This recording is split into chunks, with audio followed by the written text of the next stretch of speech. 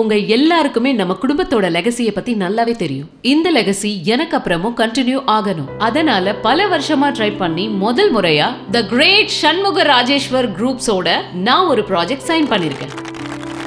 இது நிச்சயமாவே நம்மளோட பிசினஸ் நல்லாவே எக்ஸ்பேண்ட் பண்ணும். சண்முக ராஜேஸ்வர் சார், நீங்க இங்க வருவீங்கன்றத கொஞ்சம் கூட எதிர்பார்க்கல. நான் இங்க வந்தது உங்களை பார்க்கறதுக்கோ இந்த ஃபங்க்ஷன்ல பார்ட்டிசிபேட் பண்றதுக்கோ இல்லை. நான் தேடி வந்தது ஹரிஷை மட்டும்தான். என்ன சொல்றீங்க சார்? ஹரிஷை ஏன் தேடி வந்திருக்கீங்க? எனக்கு அப்பவே தெரியும் அவன் ஏதாவது பெரிய தப்பு பண்ணிருப்பான்னு. நீங்க அவனை கூட்டிட்டு போய் என்ன வேணாலும் பண்ணுங்க சார்.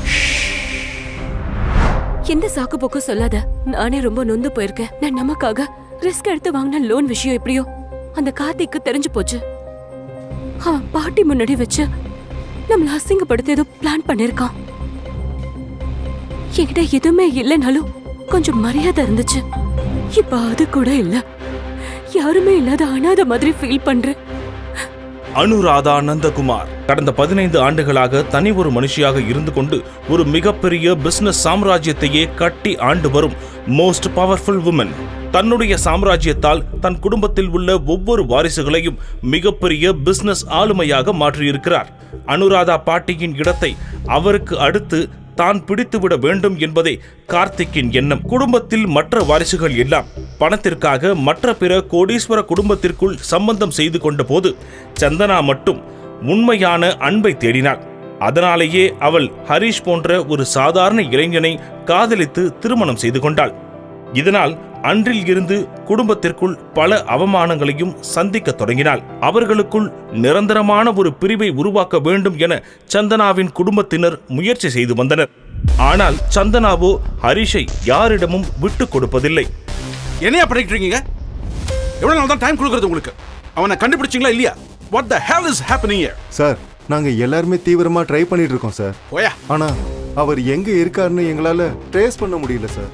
சண்முக ராஜேஸ்வர் தமிழ்நாட்டின் கோடீஸ்வரர்கள் பட்டியலில் முன்னிலையில் இருப்பவர். சமூகத்தில் இத்தனை பெரிய மனிதராக இருப்பவர் இப்போது யாரையோ தேடிக்கொண்டிருக்கிறார்.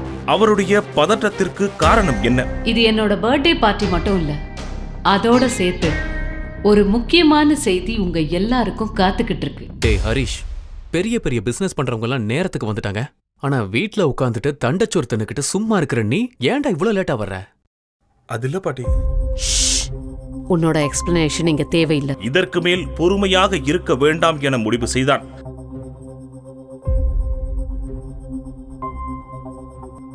சார், ஒரு முக்கியமான விஷயம். என்ன? நம்ம இவ்வளவு நாள தேடிட்டு இருந்தவர் கிடைச்சிட்டார் சார். வாட்? சீக்கிரமே கண்டுபிடிச்சிடலாம். அவர் பேங்க் அக்கவுண்ட் கூட ரீசெண்டா ஆக்டிவேட் ஆயிருக்கு சார் என்று அந்த மேனேஜர் கூற சண்முக ராஜேஸ்வர் மிகவும் ஹைப்பராக துவங்கினார். அவனை எவ்வளவு சீக்கிரம் ட்ரேஸ் பண்ணி கூட்டிட்டு வர முடியுமோ அவ்வளவு சீக்கிரம் இங்க கூட்டிட்டு வந்து நிறுத்துங்க. நீங்க லேட் பண்ற ஒவ்வொரு நிமிஷம் இந்த சண்முக ராஜேஸ்வர் குரூப்ஸோட மொத்த அஸ்திவாரம் ஆடிட்டு இருக்குன்றத ஞாபகம் வச்சு. அவரோட ட்ரேஸ் பண்ணியாச்சு சார். அவரது சொகுசு கார் சீறிக்கொண்டு பறந்தது. ஏண்டா ஹரிஷ், என்னமோ மாயமந்திரம் பண்ணி எங்க வீட்டு பொண்ண கல்யாணம் பண்ணிக்கிட்ட. அவ புண்ணியத்துல இந்த மாதிரி பெரிய பெரிய ஸ்டார் ஹோட்டலுக்குலாம் வந்து நல்லா குடிக்க பழகிட்ட. உனக்கெல்லாம் வெக்கமாவே இல்லையாடா? ஒருவேளை நீ குடிக்கிறதுக்கு உன்னையே காசு கட்ட சொன்னா நீ என்னடா பண்ணுவ? வேற என்ன பண்ணுவான்? இருக்கவே இருக்காளே அவன் பொண்டாட்டி சந்தனா. அவன் முன்னாடி வெக்கமே இல்லாம போய் கை கட்டி நின்னு காசு கேட்பான். அந்த சீன்ல இனிமே இங்க கிடையவே கிடையாது. கடங்காரங்களுக்கு நீங்க இருக்கிற இடத்த சொல்லிட்டேன். எந்த நிமிஷம் வேணாலும் இங்க வந்து உன்னையும் உன் பொண்டாட்டியையும் நாயை அடிச்சு இழுத்துட்டு போற மாதிரி இழுத்துட்டு போவாங்க என்று தர்ஷினி மற்றும் கார்த்திக் இருவரும் சேர்ந்து சிரிக்க தொடங்கினர். ஆனால் ஹரிஷ் கொஞ்சம் கூட கோபப்படவில்லை. அந்த சமயத்தில் பர்த்டே பார்ட்டியின் தொடக்கத்தில் ஒரு முக்கியமான அறிவிப்பை தெரிவிக்க மேடை ஏறினார். உங்க எல்லாருக்குமே நம்ம குடும்பத்தோட லெகசிய பத்தி நல்லாவே தெரியும். இந்த லெகசி எனக்கு அப்புறமும் கண்டினியூ ஆகணும். அதனால பல வருஷமா ட்ரை பண்ணி முதல் முறையா த கிரேட் சண்முக ராஜேஸ்வர் குரூப்ஸோட நான் ஒரு ப்ராஜெக்ட் சைன் பண்ணிருக்கேன். இது நிச்சயமாவே நம்மளோட பிசினஸ் நல்லாவே எக்ஸ்பேண்ட் பண்ணும். அது என்னோட நம்பிக்கை. அனுராதா பாட்டி கூற அங்கிருந்த அத்தனை உறுப்பினர்களும் ஆச்சரியத்தில் மூழ்கி போயினர். ஹலோ, யாருப்பா நீங்க? எதுக்கு வந்திருக்கீங்க? எங்களுக்கு தேவை ஹரிஷ். இங்க இருக்கிறதா கேள்விப்பட்டோம், அதான் பார்க்க வந்திருக்கோம். பாண்டி, அந்த ஹரிஷ் ஒரு கிரிமினலா கூட இருக்கு. அப்படியா? உன் கதை முடியும் நேரம் இது. புடிங்க சார் அந்த நாயை.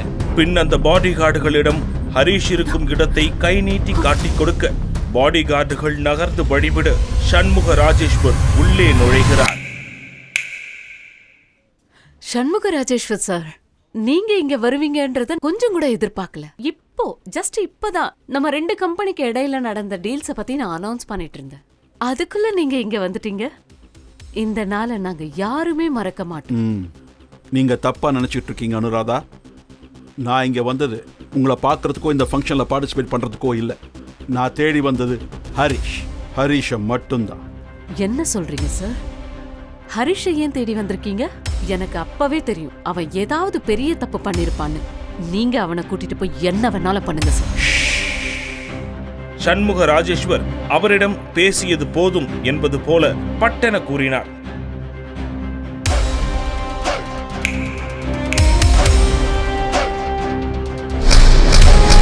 சார், நம்ம கம்பெனியோட அஃபிஷியல் மெயில் ஐடிக்கு ஒரு நோட்டிஃபிகேஷன் வந்திருக்கு சார்.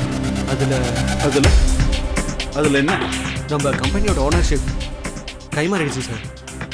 நம்ம ஷேர் ஹோல்டர்ஸ் கிட்ட இருந்து 55% ஷேர் சார் ஒருத்தர் வாங்கியிருக்காரு சார். இனிமே அவர் தான் சார் நம்ம கம்பெனியோட CEO. அது எப்படியா முடியும்? யார் பேர்ல இந்த ஷேர்ஸ் எல்லாம் மாறி சார்? அது வந்து மரியாதையா சொல்ல போறியா இல்லையா என்று சண்முக ராஜேஸ்வர் அந்த ஸ்டாஃபின் சட்டையை பிடித்து கேட்க, உன் கண்ணில் தெரிகிற பயத்தை பார்த்த நீ பார்த்த அந்த பேர் ஹரிஷ் சண்முக ராஜேஸ்வர். அந்த நொடி சண்முக ராஜேஸ்வர் அதிர்ந்து போனார்.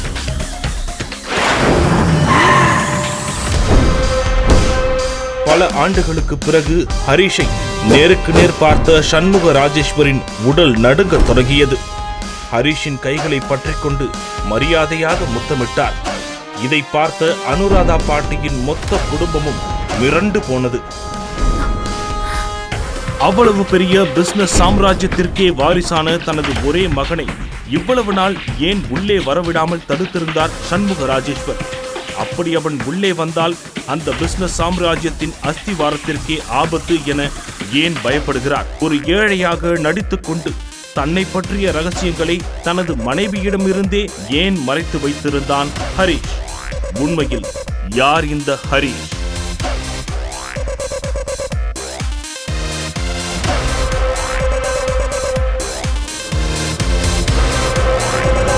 தன் பிளாட்டில் தூங்கி எழுந்த ஹரிஷ் அவன் போனில் இருந்த மிஸ்ட் கால்ஸை பார்த்து ஷாக் ஆனான். அவன் பார்த்து கொண்டிருக்கும் போதே அதே புது நம்பரிலிருந்து கால் வர அட்டன் செய்து காதில் வைத்தான். ஹலோ ஹரிஷ், நான் ஏசிபி கயல்வெளி பேசுறேன்.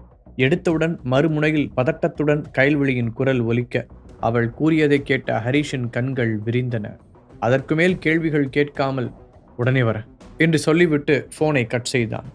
அடுத்த அரை மணி நேரத்தில் கயல்வெளியின் ஸ்டேஷனுக்கு வந்தான் ஹரிஷ். அங்கே நடந்திருந்த கலவரங்களை பார்த்து திகைத்தான். ஸ்டேஷனில் டேபிள் சேர்கள் எல்லாம் உடைந்து கிடக்க ஒரு லாக்அப் கதவு மட்டும் கம்பிகள் வளைக்கப்பட்டு திறந்திருந்தது. என்னாச்சு கயல்வெளி மேம், ஏன் இங்கெல்லாம் இப்படி இருக்கு? ஹரிஷ் அவளை பார்த்து கவலையுடன் கேட்டான். அது ஒரு முக்கியமான ரேப் அண்ட் மர்டர் கேஸில் மெயின் அக்யூஸ்டு அரெஸ்ட் பண்ணி வச்சுருந்தோம். பட் நான் ரவுண்ட்ஸ் போயிட்டு வரதுக்குள்ள அவனோட கூட்டாளிங்க ஸ்டேஷனில் இருந்த போலீஸெல்லாம் அடித்து போட்டுட்டு அவனை கூட்டிகிட்டு போயிட்டாங்க. இந்த நேரத்தில் அஃபிஷியலாக என்னால் யார்கிட்டையும் ஹெல்ப் கேட்க முடியாது. இருந்தாலும் என்னோட அதிகாரத்தை வச்சு police station, railway station, transport வழியாக தப்பிக்க முடியாமல் அலர்ட் பண்ணிட்டேன். அடுத்து என்ன செய்யலான்னு யோசிக்கும் போது தான் எனக்கு சடனாக உங்களோட ஞாபகம் வந்துச்சு. அந்த ஜுவல்லரி ஷாப்பில் நடந்த தப்பை நீங்கள் ரொம்ப ஈஸியாக கண்டுபிடிச்சிங்க. ஸோ இதுலேயும் உங்களால் எனக்கு ஹெல்ப் பண்ண முடியும்னு தோணுச்சு. பரவாயில்லைங்க, அவங்க எத்தனை மணிக்கு தப்பிச்சு போயிருப்பாங்கன்னு சொல்ல முடியுமா என்று கேட்டான் ஹரிஷ். சிசிடிவி கேமராவில் கரெக்டாக 3 o'clockனு தான் டைமிங் ரெக்கார்ட் ஆகிருக்கு. கயல்வெளி வேகமாக பதில் சொல்ல ஹரிஷ் தன்னுடைய வாட்சை பார்த்தான். மணி அப்போது 5:30 நெருங்கியிருக்க 2 பேரும் அவனுடைய காரிலேயே ஏறினார்கள். ஹரிஷ் தான் போலீஸ் ஜீப் வேண்டாம் என்று சொல்லிவிட்டான். ஸ்டேஷனை விட்டு வெளியே வந்த ஹரிஷ், அவங்க எந்த பக்கம் போனாங்கன்னு ரெக்கார்டில் இருக்கா என்று கேட்க கயல்வெளி லெஃப்ட் சைடை கை காட்டினாள். நீங்கள் ஆல்ரெடி பஸ் ஸ்டாண்ட், ரயில்வே ஸ்டேஷனை பிளாக் பண்ணிட்டதுனால இந்த சிட்டியை விட்டு ரொம்ப தூரம் போயிருக்க முடியாதுன்னு நினைக்கிறேன். எதுக்கும் இந்த 10 கிலோமீட்டர்ஸ்க்குள்ளே முதல்ல பார்ப்போம். வழியில் இருக்கிற சிசிடிவி கேமரா கூட செக் பண்ணலாமே என கயல்வெளி கேட்க, பண்ணலாம் கயல்வெளி, பட் அந்த கடையெல்லாம் க்ளோஸ் ஆகிருக்கு. அவங்க ரெக்கார்ட் எடுத்து கொடுக்கறதுக்குள்ளே நமக்கு ரொம்ப டைம் ஆகிடும். சப்போஸ் இந்த க்ளூஸ் எங்கேயாவது கட்டாச்சுன்னா நாம் அப்போ அந்த சாய்ஸை யூஸ் பண்ணிக்கலாம் என்ற ஹரிஷ் ஒவ்வொரு தெருவாக நிறுத்தி பார்த்து கொண்டே வந்தான். ஒரு கட்டத்தில் அந்த வண்டியின் அடையாளம் யாருக்கும் தெரியாமல் போயிருக்க ஹரிஷ் காரை நிறுத்திவிட்டு அந்த ஏரியாவை சுற்றி பார்த்தான். அது கொஞ்சம் ரிச்சான ஏரியாவாக இருக்க இந்த மாதிரி இடத்துல அவங்க ஒளிஞ்சிருப்பாங்கன்னு எனக்கு தோணலை ஹரிஷ் என்றாள் கைல்வெளி. இங்கே தான் நம்ம தப்பு பண்ணுறோம். ஒரு கிரிமினல் புத்திசாலியாக இருந்தான்னா போலீஸ் மிஸ் பண்ணுற இடத்த தான் அவன் ஃபில் பண்ணுவான். இது வரைக்கும் ஏதோ ஒரு வகையில் அந்த காரோட அடையாளத்தை யாரோ ஒருத்தர் பார்த்துருக்காங்க. பட் இந்த ஏரியாவுக்குள்ளே வந்ததுக்கப்புறம் அந்த கார் மாயமாக மறைஞ்சு போயிருக்கு. இப்போ என்ன ஹரிஷ் பண்ணலாம்? கைல்வெளி யோசனையுடன் கேட்க அப்போது ஹரிஷின் கண்களில் ஒரு பெரிய பில்டிங்கும் அதன் முன்னால் இருந்த வாட்ச்மேனும் தென்பட்டார்கள். அந்த வாட்ச்மேன் அருகே சென்றவன் கொஞ்ச நேரம் ஏதோ பேசிவிட்டு வந்தான். என்னாச்சு ஹரிஷ்? கைல்வெளி ஆர்வத்துடன் அவனது முகத்தை பார்த்தாள். நான் விசாரித்த வரைக்கும் இங்கே பாழடைஞ்ச பில்டிங்கெல்லாம் எதுவும் இல்லை. அதே மாதிரி ஆள் குடியில்லாத வீடும் இல்லை. ஆனால் அவங்க ஒளிஞ்சிருக்கிற மாதிரி ஒரே ஒரு இடம் மட்டும் இருக்குது என்ற ஹரிஷ் காரை ஸ்டார்ட் செய்து அந்த இடத்தின் முன்னால் நிறுத்தினான். அந்த இடத்தை பார்த்து திகைத்த கைல்வெளி, இந்த இடத்துலயே அவங்க வந்து தங்க போகிறாங்க ஹரிஷ் என்று நம்பிக்கை இல்லாமல் கேட்டாள். கைல்வெளி மீண்டும் தன் முன்னால் இருந்த இடத்தை பார்த்தாள். அது ஒரு பழைய கல்லறை தோட்டம். ஆங்கிலேயர் காலத்தில் புழக்கத்தில் இருந்த இடத்தை பல வருடங்களுக்கு முன்பே மூடி பெரிய பூட்டாக மாட்டியிருந்தார்கள். அந்த ஏரியாவிற்கு தொந்தரவில்லாமல் ஒதுக்குப்புறமாக இருந்ததால் யாரும் அதை கண்டுகொள்வதில்லை. ஓகே, சத்தம் இல்லாமல் உள்ளே இறங்குங்க என்ற ஹரிஷ் மின்னல் வேகத்தில் அந்த 7 அடி உயர சுவரில் ஏறி அந்த பக்கம் இறங்கியிருந்தான். பூனை போல பதுங்கி அந்த இடத்தை அடைந்த ஹரிஷ் ஒரு பெரிய கல்லறையின் பின்னால் மறைந்து உட்கார்ந்து அங்கு நடப்பதை பார்த்தான். 4-5 பேர் வட்டமாக உட்கார்ந்து பேசிக்கொண்டிருக்க அதில் ஒருவனை பார்த்த கைல்வெளியின் கண்களில் கோபம் தெரிந்தது. அவனேதான் என்றபடி பல்லை கடித்த கைல்வெளி ஹரிஷ் தடுப்பதற்கு முன்பாகவே பாய்ந்து அவர்களின் முன்னால் போய் நின்றாள். திடீரென்று அவள் வந்து நிற்கவும் அவர்கள் எல்லோரும் திடுக்கிட்டு எழுந்தனர். பின்பு கைல்வெளி மட்டும்தான் அங்கே வந்திருக்கிறாள் என்று தெரிந்தவுடன் அவர்கள் எல்லோரின் உதடுகளிலும் ஒரு கேவலமான சிரிப்பு தோன்றியது. என்ன மேடம், ஒரு நாள் கூட என்ன பார்க்காம இருக்க முடியல போல, இவ்வளோ தூரம் ஃபாலோ பண்ணிட்டு வந்துட்டீங்க. டேய், நான் யாருன்னு தெரியாமல் நீ எங்ககிட்ட இருந்து தப்பிக்க பார்த்துருக்க. இன்னைக்கு உன்னை என்ன பண்ண போகிறேன் பாரு. கைல்வெளி ஆவேசமாக கர்ஜிக்க, நீ அசிஸ்டன்ட் கமிஷனராக இருந்தா நாங்கள் பயந்துருவோன்னு நினச்சியா? அதை பற்றிலாம் எங்களுக்கு எந்த கவலையும் கிடையாது. அங்கேயே நில்லு, இன்னும் ஒரு ஸ்டெப் முன்னாடி எடுத்து வச்சாலும் சுட்டு தள்ளிடுவேன் சொன்னவள் அனிச்சையாக தன் இடுப்பை தடவினாள். ஆனால் அவள் மஃப்டியில் இருந்ததால் கன்னை ஸ்டேஷனில் மறந்து வைத்து விட்டு வந்திருந்தாள். அதற்குள் அந்த முரடன்கள் அவளை சூழ்ந்து கொண்டனர். அவர்கள் மொத்தம் 6 பேர் இருந்தார்கள். ஹரிஷ் தன்னுடைய இடத்திலிருந்து வெளியே வந்து அவளுக்கு உதவலாம் என்று நினைத்தபோது கைல்வெளி மின்னல் வேகத்தில் அவர்களை தாக்கியிருந்தார். முன்னால் வர ஒரு ஸ்டெப் வைத்த ஹரிஷ் நின்று அவளது ஃபைட்டிங் டேலண்டை பார்த்து அப்படியே நின்று விட்டான். டேய், யாராவது பெல்ட் எடுத்து அவளோட கை ரெண்டையும் முதல்ல கட்டுங்கடா. கராத்தே கத்துட்டு இருப்ப போல. அடி ஒவ்வொன்றும் சும்மா பட்டாசு மாதிரி டப்பு டப்புன்னு வெடிக்குது. கழுத்தில் விழுந்திருந்த அடியை தடவிக்கொண்டே அந்த தலைவன் தன்னுடைய ஆட்களுக்கு உத்தரவிட்டான். ஒரு சிட்டியோட அசிஸ்டன்ட் கமிஷனர் மேல கை வச்சா என்ன நடக்கும்னு தெரியுமா? அந்த கல்லறையின் அமைதியை கிழித்து கொண்டு சிங்கம் போல கர்ஜித்தது ஒரு குரல். புதிதாக ஒரு குரலை கேட்டவுடன் அவர்கள் அதிர்ச்சியுடன் சுற்றிலும் தேடி பார்க்க ஹரிஷ் அவன் மறைந்திருந்த இடத்திலிருந்து வெளியே வந்து ஒரே செகண்டில் அவர்கள் முன்னால் குதித்திருந்தான். யாரா நீ? எப்படி ஒவ்வொருத்தரா வந்துட்டே இருக்கீங்க? ஏண்டி, ஒருத்தனை ஆல்ரெடி வெளியில செட் பண்ணி வச்சுட்டு தான் உள்ள வந்தியா என்று கைல்வெளியை பார்த்து கேட்டான் அந்த தலைவன். ஹரிஷ் இன்னும் கொஞ்சம் முன்னால் வந்தான். தம்பி, யார் நீ? ஏதாவது ஹீரோ ஆகணும்னு ட்ரை பண்ணேன்னா அந்த எண்ணத்தை இங்கேயே குழி தோண்டி புதைச்சிரு. இல்லைனா இந்த கல்லறையில் உனக்கும் ஒரு குழி தோண்ட வேண்டியிருக்கும்.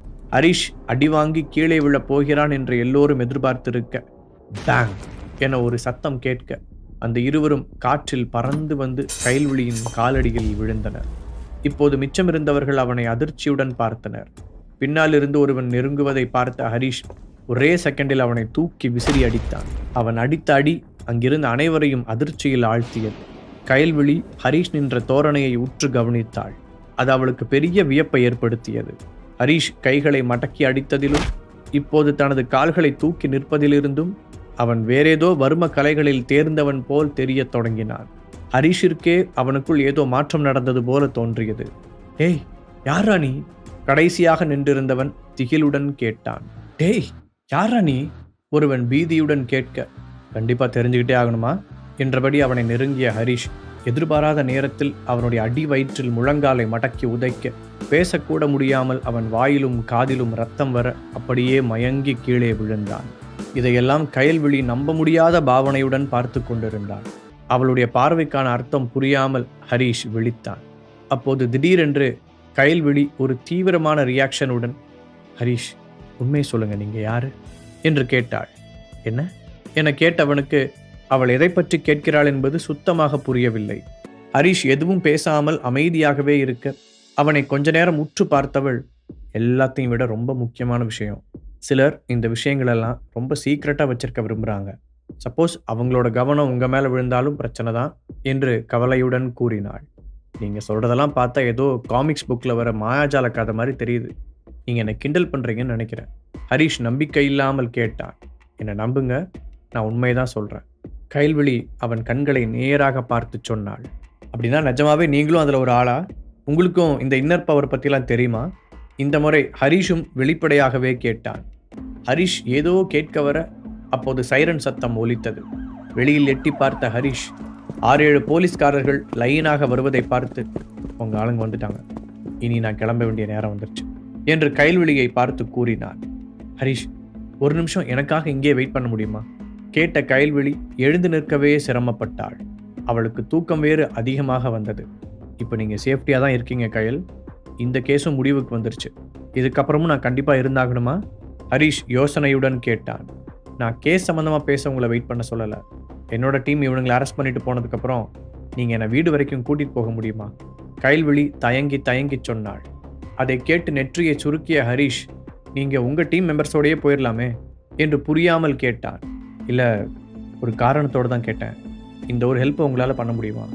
கைல்விழியின் குரல் மெதுவாக வெளிவந்தது. அந்த கிரிமினல்ஸ் அவளுக்கு வலுக்கட்டாயமாக மாத்திரை கொடுத்த விஷயம் தன்னுடைய ஜூனியர்ஸுக்கு தெரியக்கூடாது என்று கைல்விழி நினைத்தாள். அது வேலையிடத்தில் அவளுடைய இமேஜை பாதிக்கும். ஹரீஷும் அதை புரிந்து கொண்டான். சரி, நான் உங்களை வீட்டுக்கு கூட்டிகிட்டு போகிறேன் ஹரீஷ் கூற கைல்விழிக்கு நிம்மதியாக இருந்தது. அதற்குள் அவளுக்கு கீழ் வேலை செய்பவர்கள் அங்கு வர தேவையான இன்ஸ்ட்ரக்ஷன்களை கொடுத்தவள் ஹரீஷை ஜாடையாக பார்த்தாள். அதை புரிந்து கொண்டவன் வேகமாக போய் தன்னுடைய காரை எடுத்து வந்தான். இவனை கோர்ட்டில் ஆஜர் பண்ணிருங்க என முடிந்தவரை கெத்தாக சொன்ன கைல்விழி மெதுவாக நடந்து வந்து காரில் ஏறினாள். ஹரீஷ் பத்திரமாக அவளுடைய வீட்டிற்கு கூட்டிச் சென்று அவள் கை காட்டிய அறைக்குள் அழைத்துச் சென்று படுக்க வைத்தான். படுத்தவுடன் கைல்விழி தூங்கி போக அங்கிருந்த சோஃபாவில் சரிந்து உட்கார்ந்த ஹரீஷ் அவளுடைய வீட்டை ஆச்சரியமாக பார்த்தான். இப்பெல்லாம் நம்ம ஊர் போலீஸுக்கு இந்த அளவுக்கா சம்பளம் தராங்க? வியப்புடன் தன்னை மீறி சத்தமாகச் சொன்னான். ஏனென்றால் சிட்டியின் சென்ட்ரல் ஏரியாவில் அமைந்திருந்த அந்த பங்களாவிற்கு நிச்சயம் சில கோடிகள் தேவைப்பட்டிருக்கும். தீபக் கிஃப்டாக கொடுத்த அந்த 2 மாத்திரைகளும் ஞாபகம் வர, ஒருவேளை அதில் தான் ஏதாவது விஷயம் இருக்குமோ? நம்ம உடம்பு ஸ்ட்ராங் ஆகிறதுக்குன்னு சொல்லி தானே தீபக் கொடுத்தான். அப்படின்னா அந்த டேப்லெட்டில் தான் என்னமோ செஞ்சுருக்காங்க. ஆனால் ஒரு டேப்லெட் சாப்பிட்டா இந்த அளவுக்கு பவர் வந்துருமா? என்னால் நம்பவே முடியல. சொல்லு ஹரீஷ், என்ன இந்த நேரத்தில்? மறுமுனையில் தீபக்கின் குரல் கேட்க, தீபக், நீ எனக்கு 2 டேப்லெட்ஸ் கொடுத்தல, அதில் என்ன இருக்குன்னு எனக்கு தெரிஞ்சுக்கணும். ஹரீஷ் நேரடியாக விஷயத்திற்கு வந்தான். ஒரு நிமிஷம், நான் யோசிச்சு சொல்கிறேன். அதில் ஒன்று உன்னோட எனர்ஜி லெவலை பூஸ்ட் பண்ணுறதுக்கு, இன்னொன்று உன்னோட கவனத்தை அதிகப்படுத்துறதுக்கு. சரி, நீ உன் வேலையை கண்டினியூ பண்ணு சொல்லிவிட்டு ஃபோனை கட் செய்தான் ஹரீஷ். கைல்விழி சொன்ன விஷயங்களையும் தீபக் சொன்ன பதிலையும் இணைத்து பார்த்து யோசித்த ஹரீஷ், இவன் என்னமோ இன்னர் பவர் சூப்பர் பவர்னு ஏதோ இங்கிலீஷ் படத்தில் வர்ற மாதிரி கதை சொல்லிக்கிட்டு இருக்கா. அவன் என்னமோ எனர்ஜி அதிகப்படுத்த தான் டேப்லெட் கொடுத்தாங்கிறான். உண்மையிலேயே என் உடம்புக்குள்ளே என்னதான் நடக்குது என்று தன்னைத்தானே கேள்வி கேட்டுக்கொண்டான். அதை பற்றி ரொம்ப யோசித்ததில் தலைவலி வருவது போல இருக்க அந்த சிந்தனையிலிருந்து வெளியே வந்தவன் கைல்விழியின் ரூமை பார்வையால் வலம் வந்தான். அவனுக்கு நேர் எதிரே ஒரு புக் ஷெல்ஃப் இருக்க அதில் மேல் அடுக்கு முழுவதும் சண்டை பயிற்சி, ஹெர்பல் மெடிசின் என்று ஏதேதோ தலைப்புகளில் புத்தகங்கள் அடுக்கப்பட்டிருந்தன. அந்த ஷெல்ஃபில் இருந்த அட்டை கிழிந்த 2 பழைய புத்தகங்கள் ஹரீஷின் கவனத்தை ஈர்த்தது. மெதுவாக எழுந்து சென்றவன் அந்த 2 புத்தகங்களையும் எடுத்தான். அதில் முதல் புத்தகம் யுவர் இன்னர் பவர் என்ற தலைப்பில் இருந்த மொழிபெயர்ப்பு புத்தகம். கொஞ்ச நேரத்திற்கு முன்பாக கைல்விழி அவரிடம் பேசிய விஷயங்கள் பற்றிய விளக்கமான விவரங்கள் அதில் இருக்க ஹரீஷ் அதன் பக்கங்களை வேகமாக புரட்டினான். முன்பை விட இப்போது அவனால் ரொம்ப ஃபாஸ்டாக ரீட் பண்ண முடிந்தது. அந்த புக் முழுவதையும் சீக்கிரமாகவே வாசித்து முடித்தவன் அதை ஓரமாக வைத்துவிட்டு இன்னொன்றை படித்தான். அந்த புத்தகத்தில் ஹெர்பல் மெடிசின் மூலமாக ஏதோ டேப்லெட் தயாரிப்பது பற்றிய வழிமுறைகள் இடம்பெற்றிருந்தது. இதுவரை இந்த மாதிரியான புத்தகங்களை பார்த்திருக்காத ஹரீஷுக்கு அதிலிருந்த விஷயங்கள் எல்லாமே புதிதாக இருந்தது. ஆனால் ஏதோ ஒரு வகையில் அந்த புத்தகங்கள் அவனுக்கு ரொம்ப நெருக்கமானதாக தோன்றின. அந்த நைட் முழுவதும் கண்முழித்து அந்த 2 புத்தகங்களையும் ஒரு வரி கூட விடாமல் படித்து முடித்தான் ஹரீஷ். காலையில் எழுந்த கைல்விழி ஹரிஷ் இன்னும் அந்த சோஃபாவிலேயே உட்கார்ந்திருப்பதை பார்த்து அதிர்ச்சி அடைந்தாள். பெட்டில் இருந்து துள்ளி குதித்து எழுந்தவள், நீங்க நைட் ஃபுல்லாக வீட்டுக்கே போகாம இங்கேவா உட்கார்ந்துருந்தீங்க? திகைப்புடன் கேட்டாள். ஆமா, என்ன வீட்டுக்கு கூட்டிட்டு வர சொல்லிட்டு நீங்க பாட்டுக்கு நல்லா படுத்து தூங்கிட்டீங்க. எப்படி உங்களை தனியாக விட்டுட்டு போறது? அதான் இங்கே இருக்க வேண்டியதாயிடுச்சு. ஹரிஷ் அவளுக்கு விளக்கம் சொன்னான். நைட் ஃபுல்லாக தூங்காம இங்கேவா உட்கார்ந்துருந்தீங்க? கைல்விழி கேட்க எதையோ நினைத்து கொண்ட ஹரிஷ் சத்தமாகச் சிரித்தான். அவள் குழப்பத்துடன் அவனை பார்க்க, இல்லை நைட் தூக்கத்தில் என்ன போவான்னு ரொம்ப உரிமையாக பேசுனீங்களா? இப்போ திடீர்னு மரியாதையாக பேசவும் வித்தியாசமாக இருந்துச்சு. அதான் உங்களுக்கு கம்ஃபர்டபுளாக இருக்கும்னா நீங்கள் தாராளமாக அப்படியே பேசலாம். ஹரிஷ் பெர்மிஷன் கொடுத்தான். அப்படின்னா நீயும் இனிமே என் கூட நார்மலாகவே பேசலாம். கைல்விழியும் அவனை பார்த்து ஃப்ரெண்ட்லியாக சிரித்தாள். அந்த நிமிடம் அவர்கள் இருவருக்குள்ளும் ஒரு அழகான ஃப்ரெண்ட்ஷிப் பூத்தது. ஆனால் ஹரிஷ், உன்னை பார்த்தா நைட் ஃபுல்லாக தூங்காத மாதிரியே இல்லை, ரொம்ப ஃப்ரெஷ்ஷாக தெரிகிற. கைல்விழி யோசனையுடன் சொன்னாள். அவளால் இப்போது கூட அவரிடமிருந்து வெளிப்படும் ஒருவித ஆற்றலை உணர முடிந்தது. சரி, உனக்கு இப்போ எப்படி இருக்கு? அந்த டேப்லெட் சாப்பிட்டது வேற ஏதாவது பண்ணுதா? ஹரிஷ் பேச்சை மாற்றினான். அவனுமே இப்போது தனக்குள் ஏதோ வித்தியாசங்களை உணர ஆரம்பித்திருந்தான். அது 2 டேப்லெட் தானே, இப்போ நான் நல்லா தான் இருக்கேன் என்று சொன்னவள் அப்போதுதான் ஹரிஷ் கையில் இருந்த புத்தகங்களை பார்த்தாள். இந்த புக்ஸில் இருக்கிற மாதிரி தான் என்னோட உள்ள ஆற்றலையும் டெவலப் பண்ணிக்கணும்னு ஆசைப்படுறேன். ஆனால் என்னால் இன்னும் 3rd லெவலை கூட தாண்ட முடியல என்று சொல்லிக்கொண்டே வந்தவள் சட்டென நிறுத்தி கொண்டாள். அவள் கண்களில் ஒரு விதமான இனம் புரியாத உணர்வு தெரிந்தது. அது ஒன்றும் அவ்வளோ கஷ்டமாக இருக்காதுன்னு தான் நினைக்கிறேன். ஹரிஷ் சாதாரணமாக சொல்ல புருவத்தை உயர்த்தி அவனை பார்த்த கைல்விழி, அது ஒவ்வொன்றையும் தாண்டி வர எவ்வளோ நாள் ப்ராக்டிஸ் பண்ணணும்னு உனக்கு தெரியாது, அதனால தான் இப்படி பேசுகிற என்றாள். அதை கேட்ட ஹரிஷின் உதடுகளில் ஒரு மர்மமான புன்னகை நெளிந்தது. சரி, நான் இப்போ வேலைக்கு போகணும், அவனை கிளம்பச் சொல்லி மறைமுகமாக கூறினாள். முகத்தில் இருந்த சிரிப்பு மாறாமல் எழுந்த ஹரிஷ் அவனுடைய பாக்கெட்டில் இருந்து சிவப்பும் பிரவுனும் கலந்த டேப்லெட் போன்ற ஒன்றை எடுத்து அங்கிருந்த குட்டி மேஜையின் மீது வைத்தான். நான் உனக்காக இதை ஸ்பெஷலாக ரெடி பண்ணேன், இது உனக்கு ஹெல்ப் பண்ணுன்னு தான் நினைக்கிறேன் ஹரிஷ் சொல்ல, தன்னுடைய முட்டை கண்களை அகலமாக விரித்து அதை பார்த்தாள் கைல்விழி. ஏதோ 8வது அதிசயத்தை பார்ப்பது போல அவளுடைய ரியாக்ஷன் இருந்தது. அப்போதுதான் சோஃபா பக்கத்தில் திறந்திருந்த புத்தகங்களை கவனித்தாள். அந்த புக்கில் இருந்த ஹெர்பல் மெடிசன்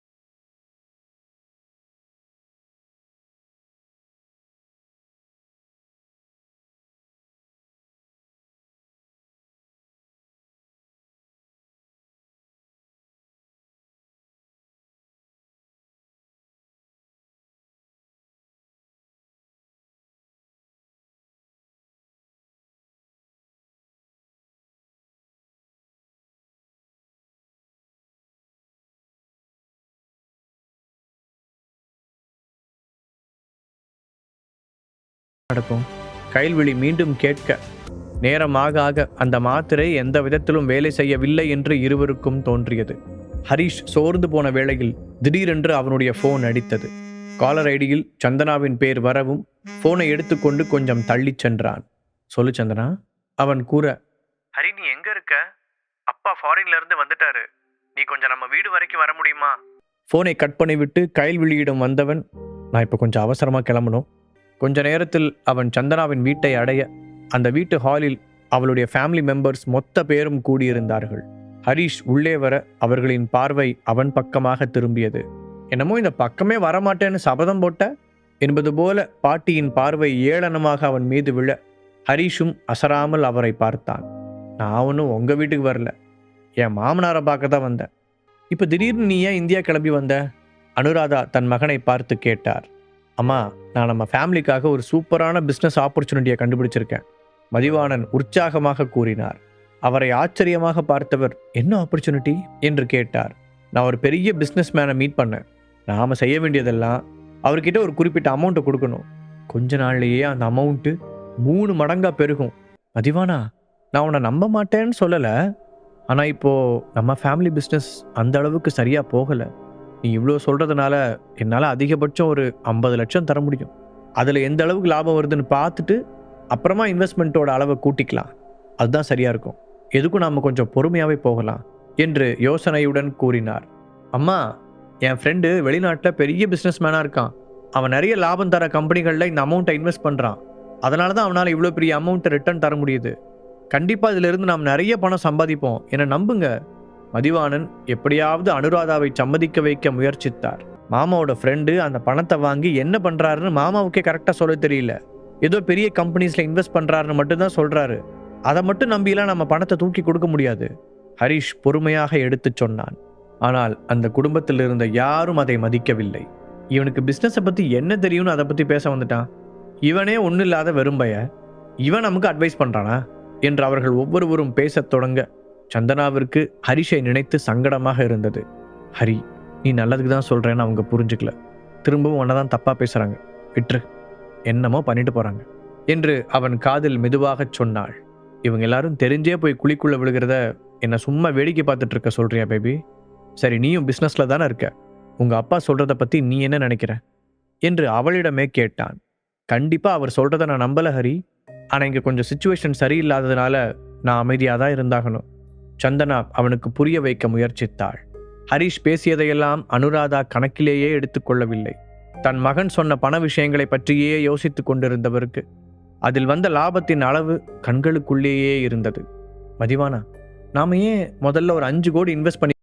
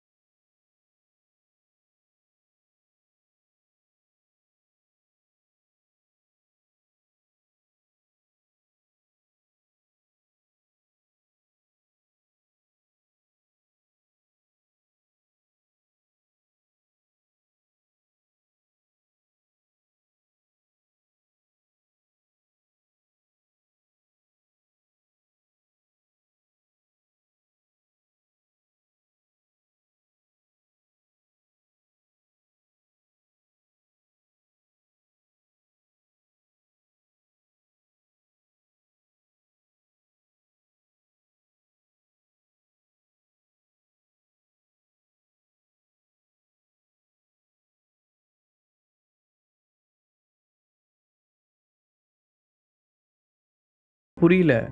பணம் சம்பாதிக்கிறது அவ்வளோ ஈஸியாக இருந்தால் இந்த உலகத்தில் இருக்கிற எல்லாருமே இந்நேரம் பணக்காரனாக தான் இருப்பான். ஹரிஷ் தன்னால் முடிந்தவரை அவர்களுக்கு எடுத்துச் சொல்ல விடாமல் முயற்சி செய்தான். ஆனால் அங்கிருந்த பேராசைக்காரர்களின் காதில்தான் அது ஏறவே இல்லை. நீ பேசாம வாயை மூடிட்டு இங்கே இருக்கிறதுனா இரு, இல்லைனா வெளியே போயிரு. அதற்கு மேல் திலகாவால் தன்னுடைய கோபத்தை கண்ட்ரோல் செய்ய முடியவில்லை. அதுவரை சைலண்டாக இதையெல்லாம் கவனித்துக் கொண்டிருந்த கார்த்திக்கு சடனாக ஒரு யோசனை உதித்தது. அவனுக்கு மதிவாணன் சொன்னதிலெல்லாம் நம்பிக்கையே இல்லை. எந்த கிறுக்கன் கொடுத்த காசை 15 நாளில் 3 மடங்காக திருப்பி கொடுப்பான்? அவனுக்கு நம்மளெல்லாம் பார்த்தா முட்டாள் மாதிரி தெரியுதா? ஆமாம், இந்த பாட்டியை இவ்வளோ ஈஸியாக ஏமாற்ற முடியும்னு இவ்வளோ நாள் எனக்கு தெரியாமல் போச்சே என்று யோசித்தவன் மாளவிகாவை போலதான் அந்த யோசனைக்கு எதிராக பேச நினைத்தான். ஆனால் திடீரென்று மனதை மாற்றிக்கொண்டவன், மாளவிகா, மதி சித்தப்பா ரொம்ப நல்லவர். அவர் எப்படி நம்ம குடும்பத்துக்கு கெட்டது நினைப்பாரு? அவர் சொல்றது உண்மையிலேயே நல்ல ஐடியாவை தான் தெரியுது என்று சொன்னான். என்ன சொல்ற கார்த்தி? பாட்டி ஆச்சரியமாக அவனை பார்த்தார். கார்த்திக் சந்தனாவிற்கு எதிராக சதி செய்தது தெரிந்த பிறகும் பாட்டிக்கு அவன் மேல் இருந்த பாசம் குறையவில்லை. இன்னொரு பக்கம் ஹரிஷ் யோசனையோடு கார்த்திக்கை பார்த்தான். இவன் ஒரு பைத்தியக்காரன்னு தெரியும், ஆனால் பிஸ்னஸ் விஷயத்தில் இந்த அளவுக்கு முட்டாள்தனமாக யோசிக்கிற ஆள் இல்லையே. அதுவும் சந்தனா ஃபேமிலியை கண்டாவே இவனுக்கு ஆகாது. இன்னைக்கு என்ன புதுசாக மாமாவுக்கு சப்போர்ட் பண்ணுறான்? ஹரிஷுக்கு சந்தேகமாக இருந்தது. அதே நேரத்தில் ஹரிஷை பார்த்த கார்த்திக்கின் கண்களில் ஒரு நச்சு பாம்பின் விஷம் தெரிந்தது. உன் பொண்டாட்டியை காப்பாற்றுறதுக்காக என்னைய அசிங்கப்படுத்தின, இனி இங்கே என்ன நடக்கப் போகுதுன்னு மட்டும் பாடுறா என்று வன்மத்துடன் சொல்லிக் கொண்டவனின் மனதில் ஒரு பெரிய திட்டம் உருவானது. ஹரிஷ் அவனை சந்தேகத்துடன் பார்த்தான். அவன் நினைத்தது போலவே கார்த்திக் தனக்குள் ஒரு திட்டத்தை தீட்டியிருந்தான். கார்த்திக் ஒரே பந்தில் பல சிக்ஸர்களை அடிக்க ஆசைப்பட்டான். அதனால் வேண்டுமென்றே சந்தனாவின் அப்பாவிற்கு ஆதரவாக பேசினான். அதை எதிர்த்து ஹரிஷ் ஏதோ சொல்லப்போக சந்தனா அவனை தடுத்து விட்டாள். இன்னொரு பக்கம் மாளவிகாவும் தன்னால் முடிந்தவரை போராடி பார்த்தாள். இப்படியே ஆளாளுக்கு மாறி மாறி பேசிக்கொண்டிருக்க, எல்லாரும் கொஞ்சம் அமைதியா இருக்கீங்களா? அனுராதா கோபமாக கத்தினார். முதலில் ஹரிஷை பார்த்த அவர், இது எங்க ஃபேமிலி விஷயம், ஸோ நாங்க பாத்துக்கிறோம், உன்னோட ஒப்பீனியனை யாருமே இங்க கேட்கல என்று எரிச்சலுடன் சொன்னார். அதை கேட்டு முகம் இறுகிய ஹரிஷ் அதற்கு மேல் எதுவும் பேசவில்லை. நம்ம ஃபேமிலி பிசினஸ்ல இருந்து கிடைக்கிற எல்லா அமௌண்ட்டையும் இந்த இன்வெஸ்ட்மெண்ட்டுக்காக நான் மதிவான கிட்ட தரதா டிசைட் பண்ணியிருக்கேன் என்று கூறினார். பாட்டி, நீங்க அவசரப்படுறீங்க, மாளவிகா கெஞ்சுவது போல சொன்னாள். மாளவிகா, நான் முடிவு பண்ணிட்டேன், இதுக்கு மேல நீ இதை பத்தி பேசாத. பாட்டி முடிவாய் சொல்ல மாளவிகா அமைதியாகிவிட்டாள். அடுத்த கட்டமாக அவர்கள் ஃபேமிலி பிசினஸில் இருந்து ஒவ்வொருவருக்கும் கிடைக்கக்கூடிய பங்கு பணம் அத்தனையையும் மதிவாணனின் பேங்க் அக்கவுண்டிற்கு மாற்றச் சொல்லி உத்தரவிட்டார். ஹரிஷும் மாளவிகாவும் அதற்கு மேல் எதுவும் செய்ய முடியாமல் ஒதுங்கிக் கொண்டனர். அதன் பிறகு எல்லோரும் கலைந்து செல்ல ஹரிஷ் வாட்சை பார்த்தான். அவன் வந்து 5 நிமிடம் கடந்திருந்தது. அப்போது தன் கணவனை பார்த்த திலகா, அவன் கிளம்புறதுக்கு முன்னாடி நாம பேசின விஷயத்தை பத்தி சொல்லுங்க என்றார். சரி, என்ன இப்போ, உனக்கு உடனே பேசணும் அவ்வளவுதானே என்றவர், சந்தனா இங்க வந்து உட்காருமா என்று மகளை கூப்பிட்டார். என்னப்பா சொல்லுங்க. சந்தனா அவருக்கு எதிரில் வந்து உட்கார்ந்தாள். மாமனாரிடம் திலகா காட்டிய ஜாடைகளை கவனித்த ஹரிஷ் நெற்றியை சுருக்கி யோசனையுடன் அங்கு நடப்பதை பார்த்தான். சந்தனா, நான் பிசினஸ் விஷயமா மட்டும் இங்க வரல, இன்னொரு முக்கியமான விஷயத்தை பத்தியும் தான் நான் பேசணும். அவர் பீடிகையுடன் தொடங்க சந்தனா குழப்பத்துடன் அவரை பார்த்தாள். அங்க ஃபாரின்ல எனக்கு ஒரு பணக்கார ஃப்ரெண்ட் இன்ட்ரடியூஸ் ஆனாரு. அவருக்கு ஒரு பையன் இருக்கான், ரொம்ப பிரில்லியன்ட், பார்க்கவும் ஆள் ஹேண்ட்ஸமா இருப்பான், முக்கியமா சொந்தமா பிசினஸ் பண்ணிக்கிட்டு இருக்கான். உனக்கு ஓகேனா என்று அவர் இழுக்க, தான் அங்கு நிற்பதையே கண்டுகொள்ளாமல் இதை பற்றி பேசிய மாமனாரின் மீது ஹரிஷ் தன் ஷார்ப்பான பார்வையை பதித்தான். ஆமா, பெரிய கல்யாணம், நீ ஆசைப்பட்டங்கிற ஒரே காரணத்துக்காக தான் ஹரிஷ்க்கு உன்னை கல்யாணம் பண்ணி வச்சோம். கிட்டத்தட்ட 2 இயர்ஸ் முடிஞ்சு 3வது வருஷம் ஸ்டார்ட் ஆயிடுச்சு. கல்யாணத்துக்கு அப்புறம் உன் லைஃப்ல நடந்த ஏதாவது ஒரு நல்ல சேஞ்சை சொல்லு பார்க்கலாம். நான் ஃபாரின்ல இருக்கும்போது இங்க நடந்த எல்லாத்தையும் உங்க அம்மா என்கிட்ட சொன்னான். உன் ஹஸ்பண்டால எப்போவுமே உன் பாட்டி முன்னாடியும் மற்ற ரிலேட்டிவ்ஸ் முன்னாடியும் நம்ம தலை குனிஞ்சுதான் நிற்க வேண்டியிருக்கு. மதிவாணன் பேசிக்கொண்டே போக, மாமா, அப்பா, ஹரிஷும் சந்தனாவும் ஒரே நேரத்தில் கத்தி இருந்தனர். ஒரு விஷயத்தை நீங்க 2 பேரும் கிளியரா புரிஞ்சுக்கோங்க. இந்த கொஞ்ச நாளா ஹரிஷ் கிட்ட எவ்வளோ விஷயங்கள் சேஞ்ச் ஆயிருக்குன்னு உங்களுக்கு தெரியுமா? எனக்காகவே புதுசா வேலைக்கு கூட போக ஆரம்பிச்சிட்டான். இந்த சிச்சுவேஷன்ல அவனை விட்டுட்டு வருவேன்னு நீங்க எப்படி எதிர்பார்த்தீங்க?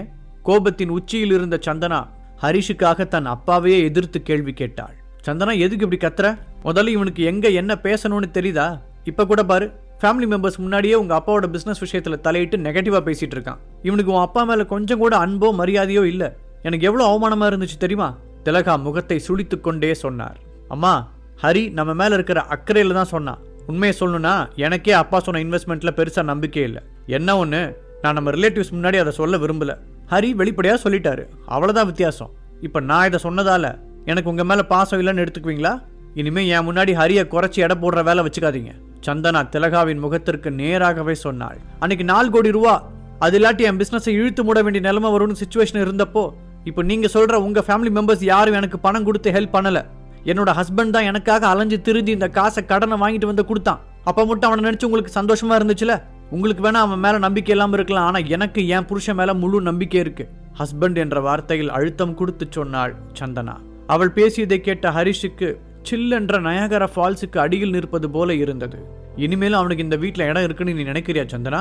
திலகா மறைமுகமாக அவளை பிளாக்மெயில் செய்தார்.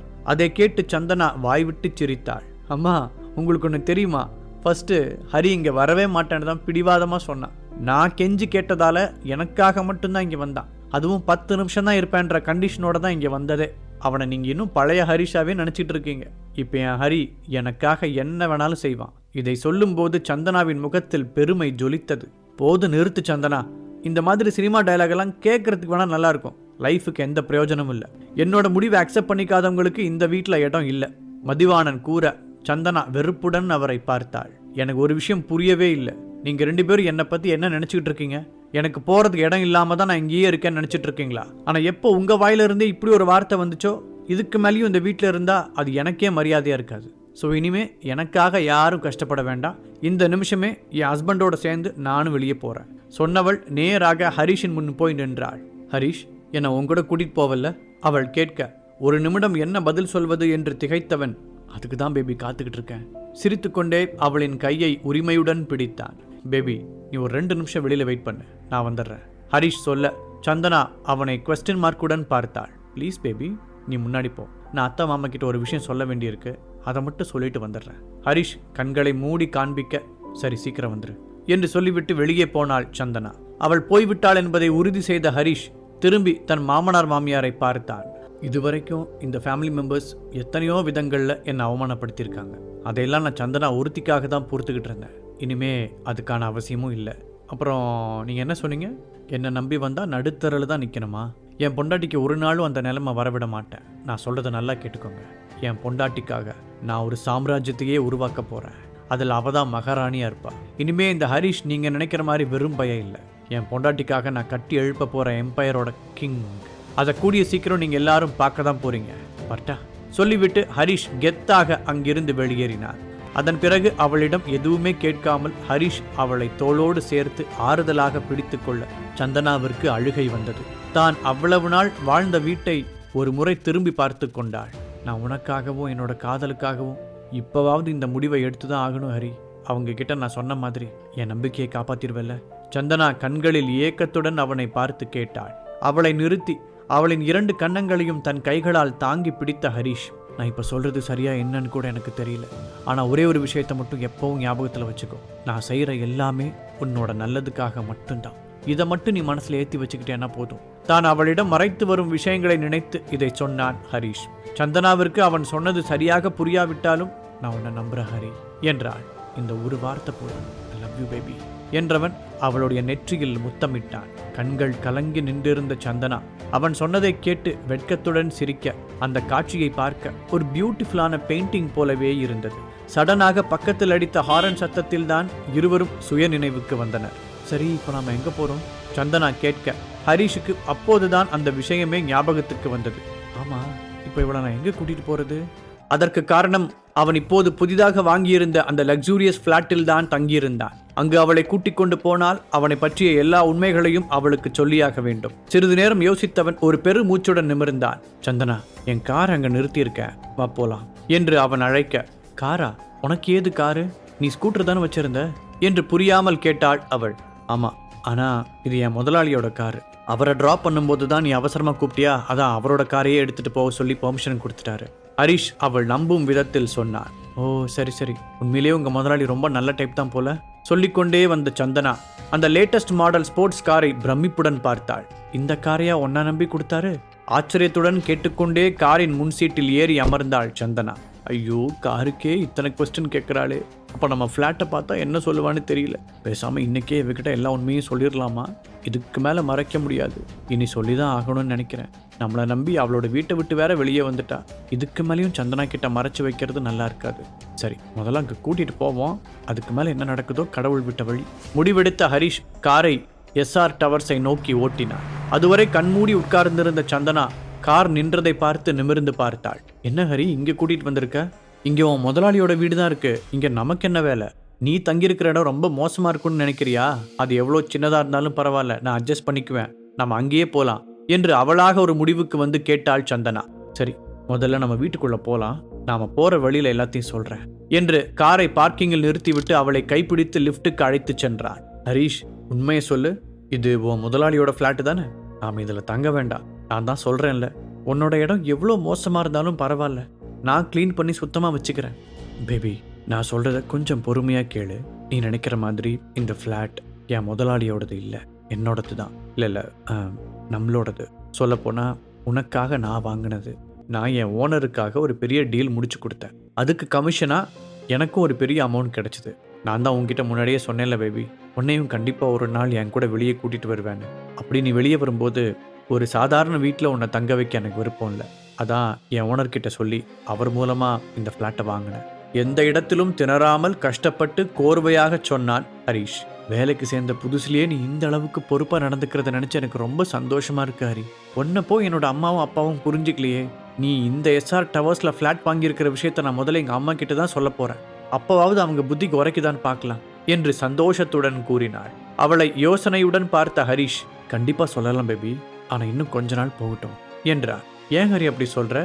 இதை சொன்னாதானே உன்னோட அருமை அவங்களுக்கு புரியும். சந்தனா வேகமாக கேட்டாள். இல்ல பேபி, இப்ப போய் நீ இந்த விஷயத்த சொன்னேன்னா நான் ஏதோ மற்றவங்க ஃப்ளாட்டை என்னோட ஃப்ளாட்டுன்னு சொல்லி ஏமாத்துறேன்னு நினைப்பாங்க. அவங்களுக்கு தான் எப்போவுமே என்னை பிடிக்காதே. அதனால நான் வேலை பார்த்து தான் சம்பாதிச்சேன்னு சொன்னாலும் நம்ப மாட்டாங்க. அப்போது சரியாக அவனுடைய போன் அடித்தது. எடுத்து பார்க்க டிஸ்பிளேவில் ஐராவின் பெயர் வந்தது.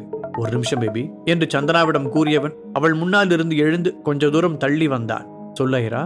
ஹரிஷ் கேட்க, ஹரிஷ், நாளைக்கு ஏர்லி மார்னிங் பூந்தமல்லி ரோட்ல என்னோட நியூ ஷோரூம் ஓப்பனிங்காக ஒரு பூஜை ஏற்பாடு பண்ணியிருக்கேன். நீயும் நேரமா வந்து அதுல கலந்துக்கணும். அப்புறம் ஹரிஷ், இதுக்கு உன்னோட ஒய்ஃப் சந்திராவையும் கூட்டிட்டு வரியா? அவங்க கிட்ட நான் சொன்னேன்னு சொல்லிடு, இல்லாட்டி நம்பர் கொடு, நான் கூட சொல்றேன். ஐரா ஆர்வமாக கேட்டாள். அம்மா தாயே, நீ ஆணியே புடுங்க வேணாம். இப்பதான் ஒரு பெரிய பிரச்சனையை சமாளிச்சுட்டு வந்திருக்கேன். நாளைக்கு அங்க கூட்டிட்டு வந்தான்னு வச்சுக்கோ, நீங்க எல்லாரும் நடந்துக்கிற விதத்திலேயே என்னை பத்தின எல்லா விஷயங்களும் அவளுக்கு தெரிஞ்சிடும். அதனால இப்போதைக்கு அவள் அங்கெல்லாம் கூட்டிட்டு வர முடியாது என்றான் ஹரிஷ். சரிப்பா, எனக்கு புரியுது. உனக்கு எப்ப வசதியா இருக்கோ அப்ப சந்தனாவை எங்களுக்கு பர்சனலா இன்ட்ரோடியூஸ் பண்ணி வை சொல்லிவிட்டு போனை வைத்தாள் ஐரா. திரும்பி சந்தனாவிடம் வந்த ஹரிஷ் அவள் ஆசையாக வீட்டை சுற்றி பார்த்து கொண்டு இருப்பதை பார்த்தான். அதை பார்த்து அவனுக்கும் உற்சாகமாக இருந்தது. சாரி பேபி, உன் முகத்துல தெரிகிற இந்த சந்தோஷத்துக்காக தான் நான் இத்தனையும் செய்யறேன். அதுக்காக சில சமயம் பொய் வேற சொல்ல வேண்டியிருக்கு. எல்லாமே உன் நல்லதுக்காக தான். அது கண்டிப்பா உனக்கே ஒரு நாள் புரியும். மனதிற்குள் அவளிடம் மன்னிப்பு கேட்டான். அப்புறம் சந்தனா, எனக்கு காலையிலேயே நேரமா கொஞ்சம் வெளியே போகணும், நீ பார்த்து தனியா இருந்துக்குவல்ல என்று கேட்டான். நீ உன்னுடைய வேலையை பாரு ஹரி, அதுதான் இப்ப முக்கியம். இங்க நான் பாத்துக்கிறேன் என்று முகத்தில் இருந்த சிரிப்பு மாறாமல் சொன்னாள் சந்தனா. பேபி, இது நம்மளோட ஃபிளாட். இங்க உனக்கு என்ன சேஞ்ச் தேவையோ அதை நீ தாராளமா செஞ்சுக்கலாம். ஏதாவது வேணும்னா என்கிட்ட சொல்லு, நான் உடனே ஏற்பாடு பண்ணித்தரேன் ஹரிஷ் சொல்ல சந்தனா அவனை பெருமையுடன் பார்த்தாள். அடுத்த நாள் காலையில் ஐராவின் நியூ ஷோரூமுக்கு முன்னால் வந்து இறங்கிய ஹரிஷை நீரஜ் தான் முதலில் வரவேற்றார். ஆமாம், பாட்டியின் பர்த்டே பார்ட்டியின் போது ஹரிஷை அடிப்பதற்காக கார்த்திக் அழைத்த அதே நீரஜ் தான். நீரஜ் ரவிச்சந்திரன், ஹரிஷின் நண்பன், தீபக்கின் தம்பி. அதனால்தான் அவனுக்கு ஹரிஷ் பற்றிய எல்லா விஷயங்களும் முன்பே தெரியும். ஹாய் ஹரிஷ்னா, அவங்களுக்காக தான் வெயிட் பண்ணிட்டு இருக்கேன். தீபக் அண்ணா தான் உங்களை வெல்கம் பண்ணி உள்ள கூட்டிட்டு போக சொன்னாரு. இன்னும் கொஞ்ச நேரத்தில் அண்ணா உங்க கூட வந்து ஜாயின் பண்ணிக்குவாரு என்று கூற ஹரிஷும் அவனை பார்த்து மகிழ்ச்சியாக புன்னகைத்தான். ஐரா எங்க? ஹரிஷ் கேட்க, அவங்க ரெடி ஆயிட்டு இருக்காங்க, நீங்க வாங்க உள்ள போலாம். நீரஜ் உள்ளே கூட்டிக் கொண்டு போனான். அங்கு ஆல்ரெடி நிறைய பேர் வந்திருந்தனர். அதில் பெரும்பான்மையானோர் விஐபிஸ் என்பது பார்க்கும் போதே தெரிந்தது. பரவாயில்ல, பிசினஸ் சர்க்கிள்ல ஐரா ரொம்ப ஃபேமஸா தான் இருப்ப போல. அவளோட கம்பெனி எந்த அளவுக்கு பெருசா இருக்குன்னு இந்த கூட்டத்தை பார்க்கும் போதே தெரியுது ஹரிஷ் மனதிற்குள் நினைத்து கொண்டான். அப்போது திடீரென்று அந்த இடமே பரபரப்பாக, யாராவது டாக்டர் கூப்பிடுங்க, ஜெசிகா மயங்கி விழுந்துட்டாங்க என்று ஒரு குரல் சத்தமாக கேட்டது. ஜெசிகா? ஹரிஷ் கேள்வியுடன் நீரஜை பார்த்தான். உங்களுக்கு அந்த பொண்ணு தெரியாதா? ஜெசிகா சென்னையில் இருக்கிற ஒரு பெரிய ரியல் எஸ்டேட் கம்பெனியோட ஓனர் என்றவன் சட்டென்று குரலை தனித்து கொண்டு, அதுலயும் முக்கியமா அந்த ஆண்டனியோட தங்கச்சி என்று ஏதோ ஒரு பெரிய ரகசியம் போல சொன்னான். ஆண்டனியா? அது யாரு?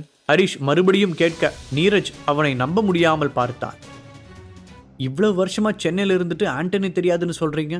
ஆண்டனி இந்த ஊரோட பெரிய தாதா, அவனோட தங்கச்சி தான் இந்த ஜெசிகா என்று விளக்கினான் நீரஜ். ஆண்டனி பற்றி பேசும்போது அவனுடைய குரலில் இருந்த வெறுப்பு ஹரிஷுக்கு நன்றாகவே தெரிந்தது. அதற்குள், இதோ இங்க டாக்டர் இருக்காங்களே, டாக்டர் ப்ளீஸ் நீங்க வந்து ஜெசிகாவை பாருங்க என்று மீண்டும் கூட்டத்திற்குள் குரல் கேட்டது. ப்ளீஸ் கொஞ்சம் வழி விடுங்க, நான் என்னன்னு பாக்குறேன். ஒரு உயரமான பெண் கூட்டத்தை விலக்கி கொண்டு உள்ளே சென்றாள். அதற்குள் நீரஜும் ஹரிஷும் என்ன நடந்தது என்று பார்ப்பதற்காக அந்த இடத்திற்கு சென்றனர். ஜெசிகா ஐராவால் ஸ்பெஷல் கெஸ்டாக அழைக்கப்பட்டவள். அவளுக்கு ஏதாவது ஒன்று நடந்தால் அவளுடைய அண்ணனை யாராலும் கட்டுப்படுத்த முடியாது. அந்த உயரமான பெண் சென்னையின் பிரபலமான நியூராலஜிஸ்ட். அந்த டாக்டரை அங்கிருந்த பலருக்கும் தெரிந்திருந்தது. என்னாச்சு டாக்டர், ஜெசிகாவுக்கு என்ன பிரச்சனை, கண்டுபிடிச்சிட்டீங்களா என்று பதட்டமாக கேட்டாள். சாரி ஐரா, என்னால என்ன பிரச்சனைன்னு கண்டுபிடிக்க முடியல. இவங்களை உடனே ஹாஸ்பிட்டல்ல சேர்த்தாகணும். அங்க போய் சில டெஸ்ட் எடுத்து பார்த்தாதான் என்ன பிரச்சனைன்னு கண்டுபிடிச்சு உடனே ட்ரீட்மெண்ட் ஆரம்பிக்க முடியும். ஐரா, அவங்கள ஹாஸ்பிட்டலுக்குலாம் கூட்டிட்டு போக தேவையில்லை. என்ன ஹரிஷ் சொல்ற? அந்த பொண்ணு எப்படி மயங்கி கிடக்கிறான்னு பார்த்தல, அப்புறம் எப்படி ஹாஸ்பிட்டல் கூட்டிட்டு போகாம இருக்கிறது? இது விளையாட்டு விஷயம் இல்ல ஹரிஷ், ஒரு பொண்ணோட உயிர் சம்பந்தப்பட்டது. நீ கன்ஃபார்மா தான் சொல்றியா? நிஜமாவே ஹாஸ்பிட்டல் கூட்டிட்டு போக தேவை இல்லையா என்று கேட்டாள். ஐரா, நான் சொல்றத நம்பு. அதுக்கான ரீசன் என்னன்னு நான் பின்னாடி எக்ஸ்பிளைன் பண்றேன். என்ன நீரஜ் வேடிக்கை பார்த்துட்டு நிக்கிற? அதான் ஹரிஷ் சொல்றாருல, வந்து ஜெசிகாவை தூக்கு என்று உத்தரவிட்டாள். ஒரு நிமிடம் தயங்கிய நீரஜும் ஹரிஷ் மீது இருந்த நம்பிக்கையால் அவன் சொன்னதை அப்படியே செய்தான். அந்த ஹாலில் இருந்த பெரிய ஜன்னல் அருகில் அவள் படுக்க வைக்கப்பட்டு அதன் கதவுகள் முழுவதுமாக திறக்கப்பட்டது. இப்போது காற்று நன்றாக உள்ளே வந்து சென்றது. பிறகு அங்கிருந்த ஊதுபத்திகளை அணைத்த ஹரிஷ் எரிக்காமல் இருந்த ஊதுபத்தி பாக்கெட்டுகளையும் அங்கிருந்து எடுத்துக்கொண்டு போய் வேறு அறையில் வைக்கச் சொன்னான். அவன் சொன்னதையெல்லாம் செய்த பிறகும் ஜெசிகாவிடம் எந்த மாற்றமும் தெரியாமல் இருக்க கூட்டம் மறுபடியும் முணுமுணுக்க ஆரம்பித்தது. ஹரிஷ், இப்போவாவது நீ ஏன் இப்படி பண்ணன்னு சொல்ல முடியுமா? ஐரா அவனிடம் கேட்டார். அது என்று அதற்கான பதிலை ஹரிஷ் சொல்லத் தொடங்கும் போது மறுபடியும் அந்த இடத்தில் பெரிய சலசலப்பு கேட்டது. என் தங்கச்சிக்கு என்னாச்சு? இங்க வரும்போது கூட நல்லதானே வந்தா? கேட்கும் போதே பயமுறுத்தும் விதமாக ஒரு குரல் கேட்டது. அப்போதுதான் பூஜையில் கலந்து கொள்வதற்காக உள்ளே நுழைந்த ஆண்டனியிடம் அவன் தங்கை மயங்கி விழுந்த விஷயத்தை யாரோ சொல்லியிருந்தார்கள். அதை கேட்டுவிட்டுதான் அப்படி பாய்ந்து கொண்டு வந்தான் அவன். ஆண்டனி, ஒரு நிமிஷம், சொல்றது கேளு. நீரஜ் அவனை தடுத்து நிறுத்த பார்த்தான். ஆனால் அதற்குள் அந்த இடத்திற்கு வந்திருந்த ஆண்டனி அவன் தங்கையை ஒரு பெஞ்சின் மீது படுக்க வைத்திருப்பதை பார்த்து கண்கள் சிவக்க கோபத்துடன் திரும்பினான். என்ன நடக்குதுங்க? மயக்கம் போட்ட என் தங்கச்சியை ஹாஸ்பிட்டல் கூட்டிட்டு போகாம இங்க படுக்க வச்சு ஷோ காமிச்சிட்டு இருக்கீங்க. அவன் கத்திய வேகத்தில் அந்த இடமே அதிர்ந்து அடங்கியது. அதுக்கு காரணம் இவன் தான், இந்த ஆள் தான். ஜெசிகாவை ஹாஸ்பிட்டல் கூட்டிட்டு போக வேணான்னு சொல்லி இங்கேயே படுக்க வைக்க சொன்னான். கூட்டத்தில் இருந்த ஒருவன் ஹரிஷை போட்டுக் கொடுத்தான். ஆண்டனி அதே கோபத்துடன் ஹரிஷின் பக்கம் திரும்ப ஐராவும் நீரஜும் வேகமாக குறுக்கே வந்து நின்றனர். ஆண்டனி, ஒரு நிமிஷம் ப்ளீஸ், என்ன நடந்துச்சுன்னு நான் எக்ஸ்பிளைன் பண்றேன். ஐரா அவனுக்கு விளக்க முயற்சித்தான். உங்களோட எக்ஸ்பிளனேஷன் எதுவும் எனக்கு தேவையில்லை ஐரா. என் தங்கச்சி எதுக்காக ஹாஸ்பிட்டல் கூட்டிட்டு போகாம இங்கேயே வச்சிருக்கீங்க? அதுக்கான ரீசன் சொன்னா போதும். அவன் கேட்ட விதமே எதிராளியை பேச முடியாமல் திணறடித்தது. ஆண்டனி, நீ அவசரப்பட்டு ஹரிஷ் அண்ணாவை எதுவும் சொல்லிடாத, அப்புறம் தேவையில்லாத பின்விளைவுகளை சந்திக்க வேண்டியிருக்கும். நீரஜ் அவனை எச்சரித்தான். அதை கேட்டு சத்தமாக சிரித்த ஆண்டனி, நீரஜ், உனக்கு என்ன எதிர்த்து பேசுறதுக்கெல்லாம் தைரியம் வந்துருச்சா? அதுவும் போயும் எவனோ ஒருத்தனுக்காக சப்போர்ட் பண்ணி என்னையவே பகைச்சிக்க நினைக்கிறியா? ஆண்டனி கோபமாக கேட்டான். தொழில் முறையில் ஆண்டனியும் நீரஜும் போட்டியாளர்கள். களத்தில் எதிரெதிராக நிற்கும் இருவருக்கு இடையில் எப்போதும் புகைந்து கொண்டேதான் இருக்கும். இன்று நடந்த பிரச்சனையில் இருவருக்கும் இடையே நிலவும் மோதல் வெளிப்படையாகவே தெரிந்தது. நீரஜ், நீ ஒரு நிமிஷம், நானே அவர்கிட்ட பேசுறேன். ஹரிஷ் அவன் தோளில் தட்டி சமாதானப்படுத்தினான். ஹரிஷனா, பார்த்து, அவன் ரொம்ப அவசரக்காரன், எதுக்கும் நீங்க கொஞ்சம் ஜாக்கிரதையாவே இருங்க, நீரஜ் சொல்ல. அதை கேட்ட ஆண்டனியின் முகத்தில் ஒரு குரூர சிரிப்பு தெரிந்தது. உனக்கு என்கிட்ட என்ன சொல்லணும்? எதுவா இருந்தாலும் சீக்கிரம் சொல்லிடு. ஏன்னா என் தங்கச்சிக்கு மட்டும் ஏதாவது ஆச்சுன்னு வச்சுக்கோ, அப்புறம் உன்னால எப்பவுமே பேச முடியாம போயிடும். அவங்க கண் முழிச்சிட்டாங்க. யாரோ திடீரென்று கத்த எல்லோருடைய பார்வையும் ஜெசிகாவின் பக்கம் திரும்பியது. வேகமாக தங்கையிடம் ஓடிய ஆண்டனி, ஜெசிமா, இப்போ உனக்கு எப்படி இருக்கு? உன்னால எந்திரிச்சு உட்கார முடியுமா என்று கேட்க அவளும் மெதுவாக தலையாட்டினாள். ஜெசிகா கண் விழித்ததை அந்த லேடி டாக்டர் நம்ப முடியாத ஆச்சரியத்துடன் பார்த்தாள். அண்ணா, நீ எப்ப வந்த? கேட்டுக்கொண்டே மெதுவாக எழுந்து உட்கார்ந்த ஜெசிகா, எனக்கு திடீர்னு தலை சுத்துற மாதிரி இருந்துச்சு, சுத்தி இருந்த மொத்தமும் இருட்டாயிடுச்சு என்றாள். அவளின் குரல் ரொம்ப பலவீனமாக இருந்தது. ஆனா ஹரிஷ், ஜெசிகாவுக்கு இதான் பிரச்சனைன்னு நீ எப்படி கண்டுபிடிச்ச? என்ன நடந்துச்சுன்னு இப்போவாது கிளியரா சொல்ல, ஐரா ஆர்வமாக கேட்டாள். ஜெசிகா நல்லபடியாக எழுந்து விட்டதால் அவளிடம் இருந்த பதட்டம் குறைந்து கொஞ்சம் நிம்மதியாக உணர்ந்தாள். நான் கொஞ்ச நாளா இயற்கை மருத்துவம் பத்தி ஒரு புக்கை படிச்சுட்டு இருக்கேன். அதுல எந்த மாதிரி பிரச்சனைக்கு என்ன மாதிரி ரியாக்ஷன் நடக்கும் அப்படின்னு தெளிவாக எழுதியிருக்காங்க.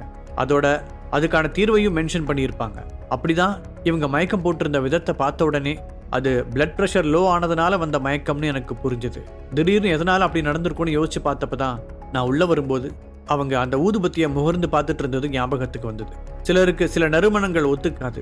அதுலயும் இந்த ஊதுபத்தியில வாசனைக்காக சில மூலிகைகள் சேர்த்திருக்காங்க.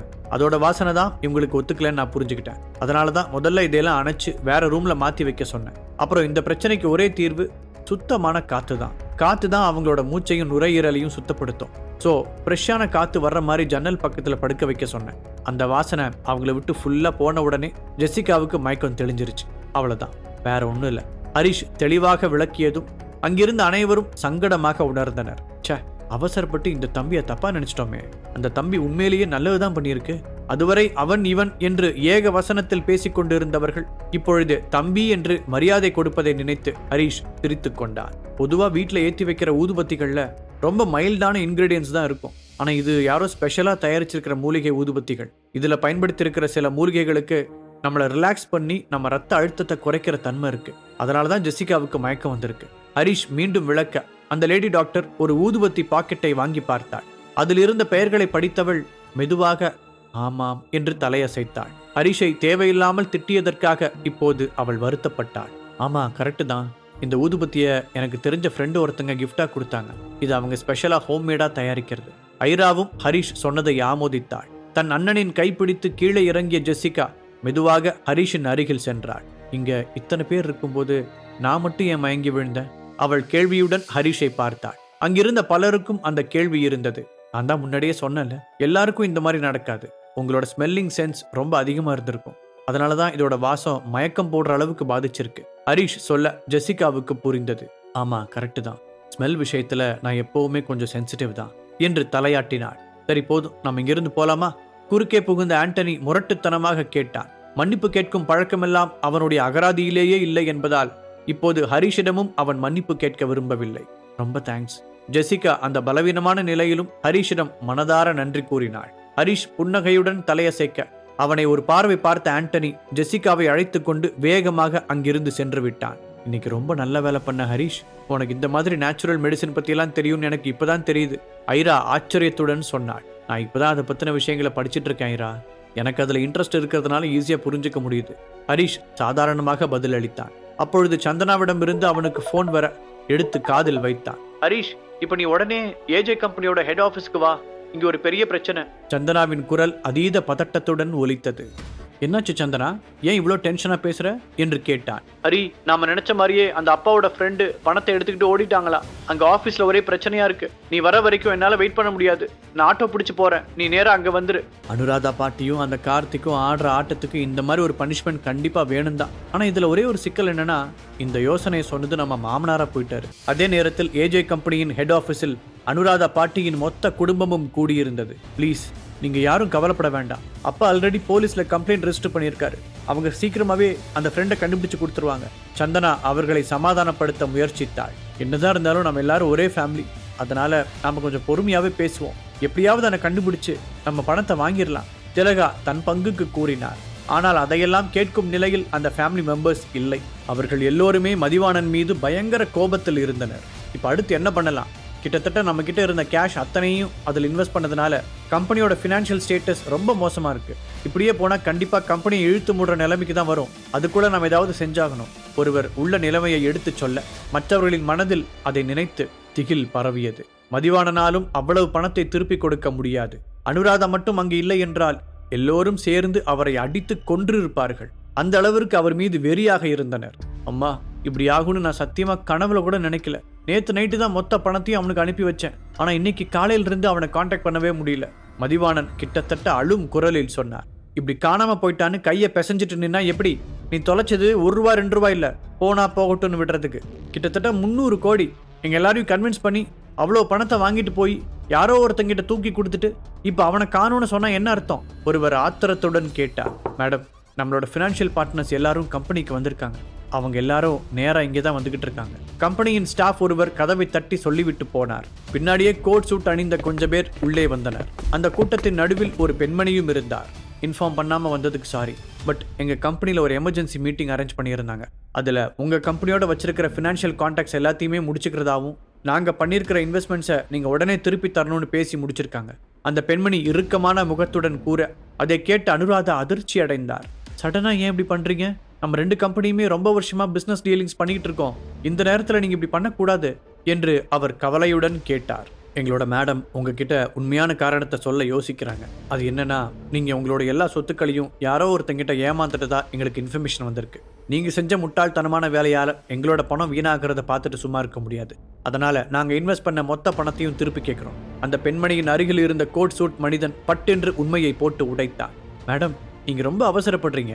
நீங்க நினைக்கிற மாதிரி எங்களோட நிலைமை அவ்வளோ மோசமா இல்லை. இந்த முடிவை பத்தி நீங்க திரும்பவும் ஒரு தடவை நல்லா யோசிச்சா பரவாயில்ல. சொல்லும் போதே அனுராதாவின் குரலில் நடுக்கம் தெரிந்தது. இப்போது அந்த பெண்மணி நேரடியாக பேசினார். சாரி, இதுல நாங்க செய்யறதுக்கு எதுவுமே இல்லை. அப்புறம் நாங்க எதுவும் தப்பாலாம் கேட்கல. நம்ம கான்ட்ராக்ட்ல இருக்கிற மாதிரி தான் நடந்துக்கிறோம். நாங்க இன்வெஸ்ட் பண்ண அமௌண்ட் மட்டும் இப்ப நீங்க திருப்பி கொடுத்தா போதும் என்றார். அவர் பேசி முடித்தவுடன் அங்கு வந்திருந்த மற்ற கம்பெனிக்காரர்களும் தாங்கள் செய்த இன்வெஸ்ட்மெண்ட் பணத்தை கேட்டனர். ஏஜே குடும்பத்தால் அவ்வளவு பணத்தை திருப்பி கொடுக்க முடியாது என்ற முடிவுக்கு ஆல்ரெடி அவர்கள் வந்திருந்தனர். அதனால் அந்த குடும்பத்திற்கு சொந்தமான ரியல் எஸ்டேட் நிலங்கள், அவர்களின் வீடுகள் ஆகியவற்றை போட்ட பணத்திற்கு ஈடாக பறிமுதல் செய்வது பற்றி பேசத் தொடங்கியிருந்தார்கள். அதை கேட்ட ஏஜே ஃபேமிலியில் மெம்பர்ஸ் கோபமடைந்து அவர்களுடன் வாக்குவாதத்தில் ஈடுபட்டனர். எல்லாரும் கொஞ்சம் நிறுத்துறீங்களா? இப்படி நமக்குள்ள வீணா சண்டை போடுறதுனால யாருக்கு என்ன பிரயோஜனம் என்று மேஜையில் தட்டிய அனுராதா சத்தமாக கூறினார். நீங்க எங்களுக்கு எந்த சமாதானமும் சொல்ல முடியாது. சட்டப்படி கான்ட்ராக்ட்ல இருக்கிறத மட்டும்தான் நாங்க கேட்கிறோம். சோ உங்களுக்கு வேற வழி இல்லை அப்படி நீங்க மறுத்தா அந்த பெண்மணி முடிக்காமல் நிறுத்த அவர் என்ன சொல்ல வருகிறார் என்பது அங்கிருந்த எல்லோருக்கும் புரிந்தது. மேடம், நீங்க ஒன்றும் கவலைப்பட வேண்டாம். நாங்க கண்டிப்பா உங்களோட பணத்தை திருப்பி தந்துடுறோம். ஆனா அதுக்கு கொஞ்சம் டைம் கொடுங்க. நாம ரொம்ப வருஷமா பிசினஸ் பார்ட்னர்ஸா இருந்திருக்கோம். அதுக்கு மரியாதை கொடுத்தாவது எங்களுக்கு நீங்க கொஞ்சம் டைம் கொடுக்கணும். அனுராதா கிட்டத்தட்ட கெஞ்சினார். சரிங்க அனுராதா, உங்க மேல வச்சிருக்கிற மரியாதைக்காக மட்டும்தான் நான் இதை செய்யறேன். உங்களுக்கு 1 வீக் டைம் தரேன். அதுக்குள்ள எங்க எல்லாரோட பணமும் வந்தாகணும். இல்லாட்டி நாங்க இதை கோர்ட் மூலமா டீல் பண்ண வேண்டியிருக்கும். சொன்ன அந்த பெண்மணி அதற்கு மேல் பேச எதுவும் இல்லை என்பது போல கிளம்பி சென்று விட்டார். அனுராதா தளர்ந்து போய் நாற்காலியில் சாய்ந்தார். ஒரே வாரத்தில் அவர்களது பங்கான 200 கோடி ரூபாயை எங்கிருந்து திரட்டுவது? அதே நேரத்தில் மதிவாணன் நண்பனிடம் கொடுத்து தொலைத்த 300 கோடி ரூபாயை எப்படி திரும்ப பெறுவது? யோசிக்க யோசிக்க அவருக்கு பைத்தியம் பிடிப்பது போல இருந்தது. நம்ம சந்தனாவோட ஹஸ்பண்ட் ஹரிஷுக்கு Deepak Ravichandran, Aira international company owner ஐரான்னு நிறைய பணக்கார ஃப்ரெண்ட்ஸ் இருக்காங்கல்ல, ஹரிஷ் மூலமா அவங்க கிட்ட கேட்டு பார்க்கலாமா? ஒருவர் தயக்கத்துடன் இந்த யோசனையை கூறினார். பாட்டிக்கு ஹரிஷை சுத்தமாக பிடிக்காதென்று அங்கிருந்த எல்லோருக்குமே தெரியும். அப்படி இருக்கும்போது பாட்டி அவரிடம் உதவி கேட்பாரா என்ற சந்தேகம்தான் அவர்களின் தயக்கத்திற்கு காரணம். அவர்கள் எல்லோரும் மாற்றி மாற்றி இதை பற்றி பேசிக் கொண்டிருக்கும் பொழுது மீண்டும் அங்கே வந்த ஸ்டாஃப், அரா கம்பெனியிலிருந்து மிஸ்டர் ராகவ்னு ஒருத்தர் உங்களை பார்க்கறதுக்கு பெர்மிஷன் கேட்டிருக்காரு என்று கேட்டான். அவன் சொல்லிக் கொண்டிருக்கும் போதே அந்த மீட்டிங் ஹால் கதவை தள்ளிக்கொண்டு ராகவ் உள்ளே நுழைந்தான். நான் தான் ராகவ். இங்க அனுராதா மேடத்தோட நான் பேச முடியுமா என்று கேட்டான். பிளாக் சூட்டில் பார்ப்பதற்கு பளிச்சென்று இருந்தவனை ஏஜே ஃபேமிலி மெம்பர்ஸ் அனைவரும் ஆச்சரியத்துடன் நோட்டமிட்டனர். எஸ், நான் தான் அனுராதா. உங்களுக்கு என்ன வேணும்? பாட்டி முகத்தை சுழித்து கொண்டு கேட்டார். நான் பிசினஸ் பார்ட்னர்ஷிப் சம்பந்தமா உங்க கூட பேசலான்னு வந்தேன். இந்த வார்த்தைகளை ராகவ் சொன்னதும் அந்த இடமே பரபரப்பாக மாறியது.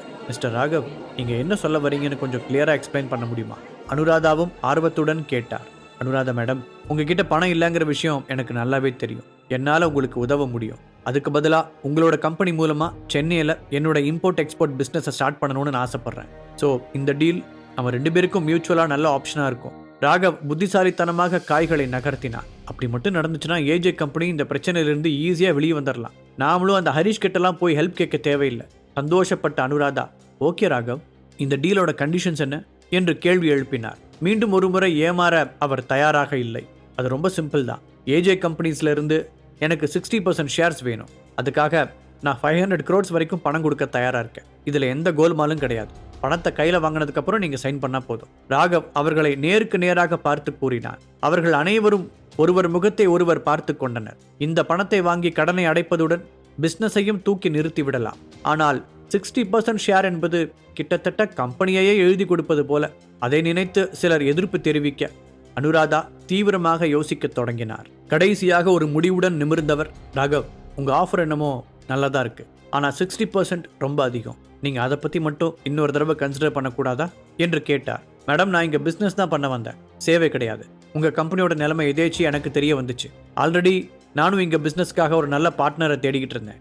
உங்க கம்பெனி அதுக்கு சரியா இருக்கும்னு தோணுச்சு. அதனால தான் உங்களை அப்ரோச் பண்ணேனே தவிர மற்றபடி உங்க கூட தான் பார்ட்னர்ஷிப் வச்சாகணும்னு எனக்கு எந்த கட்டாயமும் இல்லை.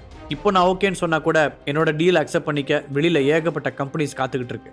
நான் உங்களுக்கு 5 minutes டைம் தரேன். அதுக்கு மேல சாய்ஸ் இஸ் யுவர்ஸ் என்ற ராகவ் தான் ஒரு வெற்றிகரமான பிசினஸ் மேன் என்பதை நிரூபித்தார். கடைசியில் அவன் எதிர்பார்த்த முடிவுதான் கிடைத்தது. 500 கோடி ரூபாய்க்காக 60% ஷேர்ஸை எழுதி வைக்க அவர்கள் ஒத்துக்கொண்டார்கள். Very good. அப்படின்னா நான் என் வக்கீல் கிட்ட பேசிட்டு டாக்குமெண்ட்ஸ்லாம் ரெடி பண்ண சொல்றேன். நீங்க அதை நல்லா படிச்சு பார்த்துட்டு சைன் போட்டா போதும் என்றவன் அவர்களுடன் மரியாதை நிமித்தமாக கைகுலுக்கி விட்டு அங்கிருந்து கிளம்பினார். ஐராவின் புது ஷோரூமில் இருந்து வெளியே வந்த ஹரிஷுக்கு ராகவிடமிருந்து பிளான் சக்சஸ் என்ற ஒரு மெசேஜ் வந்தது. அதிலிருந்த டீடைல்ஸை பார்த்து கொண்டிருந்தவனின் முன்னால் ஒரு black colour Benz car sir என்று வேகமாக வந்து சடன் பிரேக் போட்டு நின்றது. ஹரிஷ் காரை விட்டு இறங்க அவனை கட்டுமஸ்தாக இருந்த ஒருவன் இறுக்கி அணைத்தான். அப்படி ஹரிஷை அணைத்தது ஜெசிகாவின் அண்ணன் ஆண்டனி தான். ஹரிஷ் தன் பாக்கெட்டில் இருந்து ஒரு மாத்திரையை எடுத்தான். கயல்வெளி கொடுத்த புத்தகத்தை பின்பற்றி அவன் தயாரித்த மாத்திரைகளில் இதுவும் ஒன்று. ஆண்டனி ஹரிஷ் கையில் இருந்த மாத்திரையை பார்த்தான். உண்மையிலேயே ஹரிஷ் கூறியபடி அந்த மாத்திரைகள் வேலை செய்தால் அது ஆண்டனிக்கு பெரிய வரமாக இருக்கும். ஆனால் ஹரிஷின் மீது ஆண்டனிக்கு நம்பிக்கை வரவே இல்லை. அதை ஹரிஷும் உணர்ந்தான். நான் சொல்றதை நீங்க நம்பலன்றது எனக்கு தெளிவா தெரியுது என்று ஹரிஷ் சொல்ல ஆண்டனி மௌனத்தையே பதிலாக தந்தான். இதையடுத்து ஹரிஷ் அமர்ந்திருந்த இடத்திலிருந்து எழுந்திருக்க, ஏன் இப்ப எழுந்துட்டீங்க என்று ஆண்டனி கேட்டான். சும்மாதான், டிஸ்கஷன் முடிஞ்சிருச்சு. ஸோ கிளம்ப வேண்டியதானே மிஸ்டர் ஆண்டனி? உடனே ஆண்டனி, நீங்க கொண்டு வந்திருக்கிற மாத்திரையில உண்மையாவே நீங்க சொன்ன சக்திகள்லாம் இருக்கா என்று ஆண்டனி கேட்டா.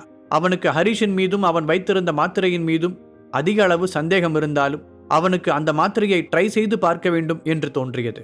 உங்களுக்கு தான் நம்பிக்கை இல்லையே, ஸோ ஃப்ரீயா விடுங்க.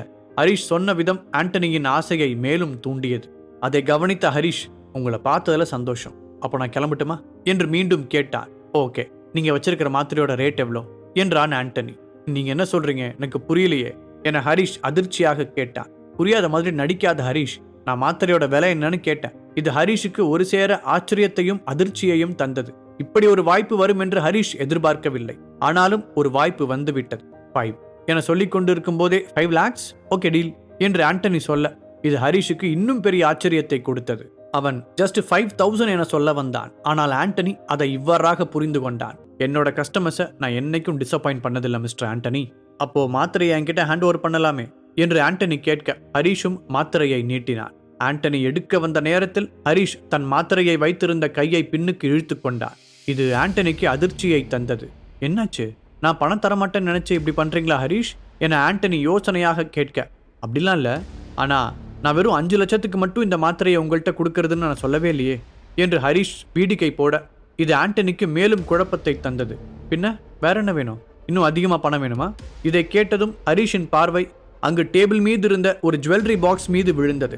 அந்த பாக்ஸில் ஒரு ரிங் இருக்க அதை ஹரிஷ் உள்ளே வரும்போதே பார்த்திருந்தான். அது அவனை கவர்ந்திருந்தது. ஹரிஷின் பார்வை அது மீது விழவே, உங்களுக்கு அந்த ரிங் வேணுமா என ஆண்டனி குறிப்பறிந்து கேட்டான். ஹரிஷ் தன் கண்களாலேயே ஆம் என சொல்ல உடனே ஆண்டனி அந்த ரிங்கை ஹரிஷிடம் கொடுத்தான். அதே நேரம் பணத்தையும் ஹரிஷின் அக்கவுண்டிற்கு டிரான்ஸ்பர் செய்தான். அங்கிருந்து நேராக அவனது பிளாட்டிற்கு சென்றான். ஹரிஷ் வீட்டிற்குள் நுழையும் போது அங்கு சந்தனா சோஃபாவில் அமர்ந்து கொண்டிருந்தாள். ஹரிஷ் வருவதை பார்த்தவுடனே, ஹரிஷ் வந்துட்டியா, ஏன் இவ்வளவு நேரம் என்றாள் சந்தனா. பாரா, இப்படி கேட்கிற அளவுக்கா நீ என்ன மிஸ் பண்ண பேபி என்று செல்லமாக ஹரிஷ் கேட்க இதற்கு பதிலேதும் சொல்லாத சந்தனா, நீ சரியான நேரத்துக்கு தான் வந்திருக்க, சீக்கிரம் கிளம்பு, நாம் ஒரு இடத்துக்கு போகணும்.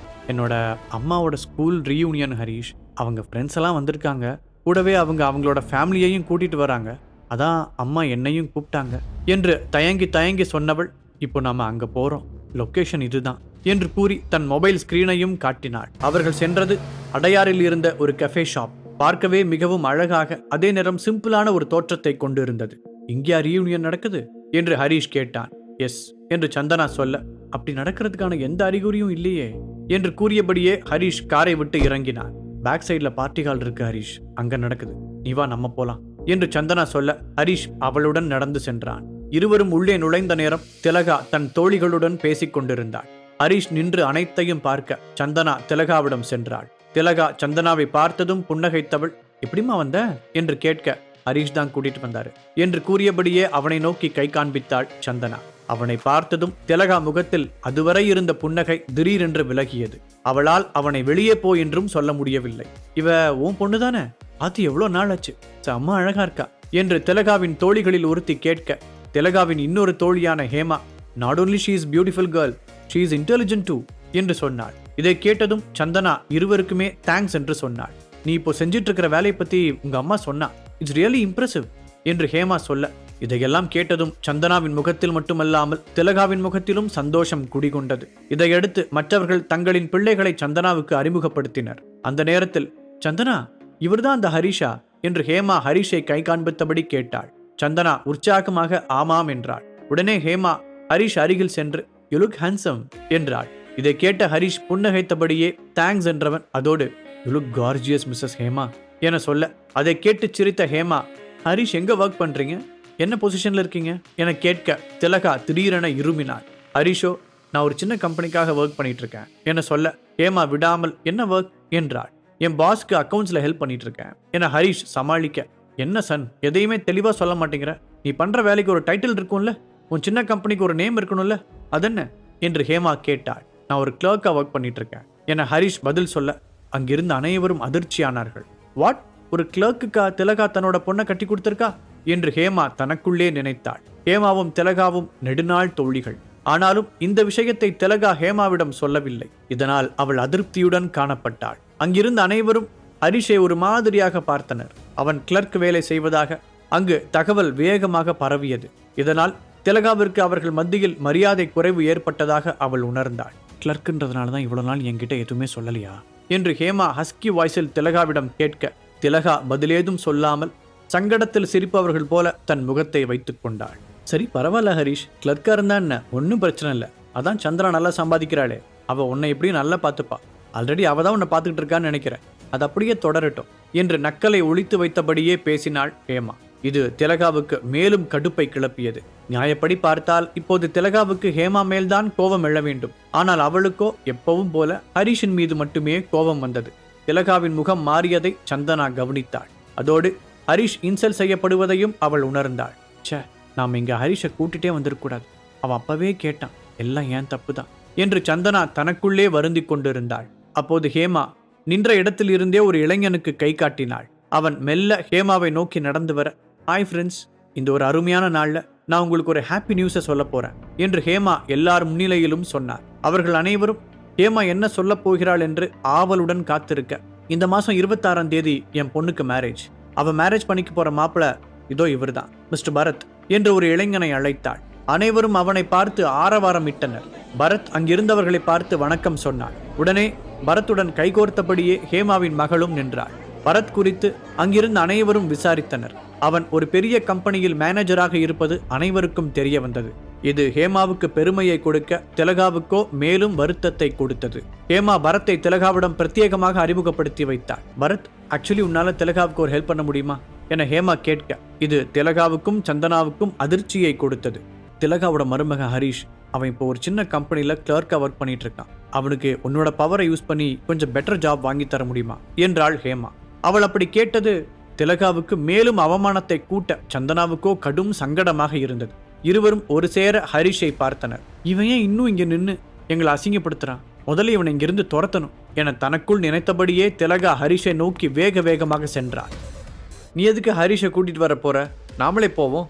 ஹாய் ஹரிஷ், இவர் தான் என் மருமக. இவர் கம்பெனியில் உனக்கு ஒரு ஜாப் கேட்டிருக்கேன், ரெஸ்யூம் மட்டும் ஃபார்வர்ட் பண்ணிட்டு என்று ஹேமா சொல்ல, கடவுளே, இன்னும் என்னெல்லாம் இங்கே பார்க்கணுமோ என மனதுக்குள்ளே நொந்து கொண்ட ஹரிஷ் சரி என்று தலையாட்டினான். உள்ள நடக்கிறதெல்லாம் உனக்கு இன்சல்ட்டா இருக்குன்னு எனக்கு புரியுது. நீ கொஞ்ச நேரம் இங்கே இரு, நான் சீக்கிரமா வந்துடுறேன்.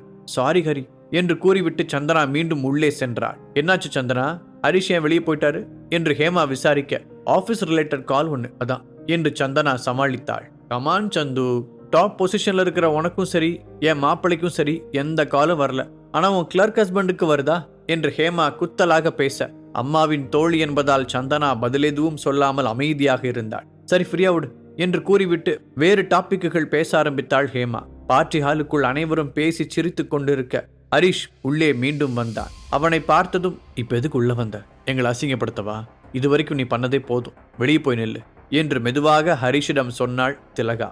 சந்தனாவும் அவன் அருகில் வந்து, ஏன் ஹரிஷ் வந்த, வெளியே வெயிட் பண்ணு, நான் தான் வரேன்னு சொன்னல, இவங்களெல்லாம் மாற்றவே முடியாது, எல்லாம் ஏன் தப்பு தான் என கண் கலங்க இருவரின் பேச்சையும் அவன் கேட்காமல் அப்படியே நின்று கொண்டிருந்தான். அந்த நேரத்தில், ஹரிஷ் சார் என்று வெயிட்டர் ஒருவன் கேட்க, எஸ் என்றான் ஹரிஷ்.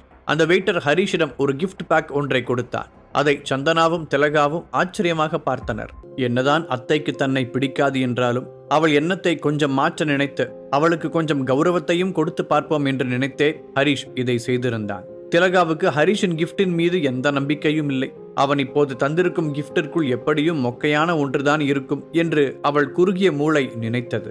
அதை வாங்கி கையில் மட்டும் வைத்துக் கொண்டாள். திலகா, கிஃப்ட் ஓபன் பண்ணு, அதுல என்ன இருக்குன்னு பார்க்கணும்ல என ஹேமா சொல்ல, இப்ப எதுக்கு ஹேமா, செலிப்ரேட் பண்ண நிறைய இருக்கு, அப்புறம் பார்த்துக்கலாம் என்று திலகா சொன்னாள். நோ நோ நோ, இப்பவே ஓபன் பண்ணு என்று ஹேமாவும் மற்ற தோழிகளும் கூற, திலகா கிஃப்டை வேறு வழி இல்லாமல் ஓபன் செய்ய அதில் இருந்ததை பார்த்து திலகா திகைத்து விட்டாள். ஹேமாவின் கண்கள் ஆச்சரியத்தில் விரிந்தன.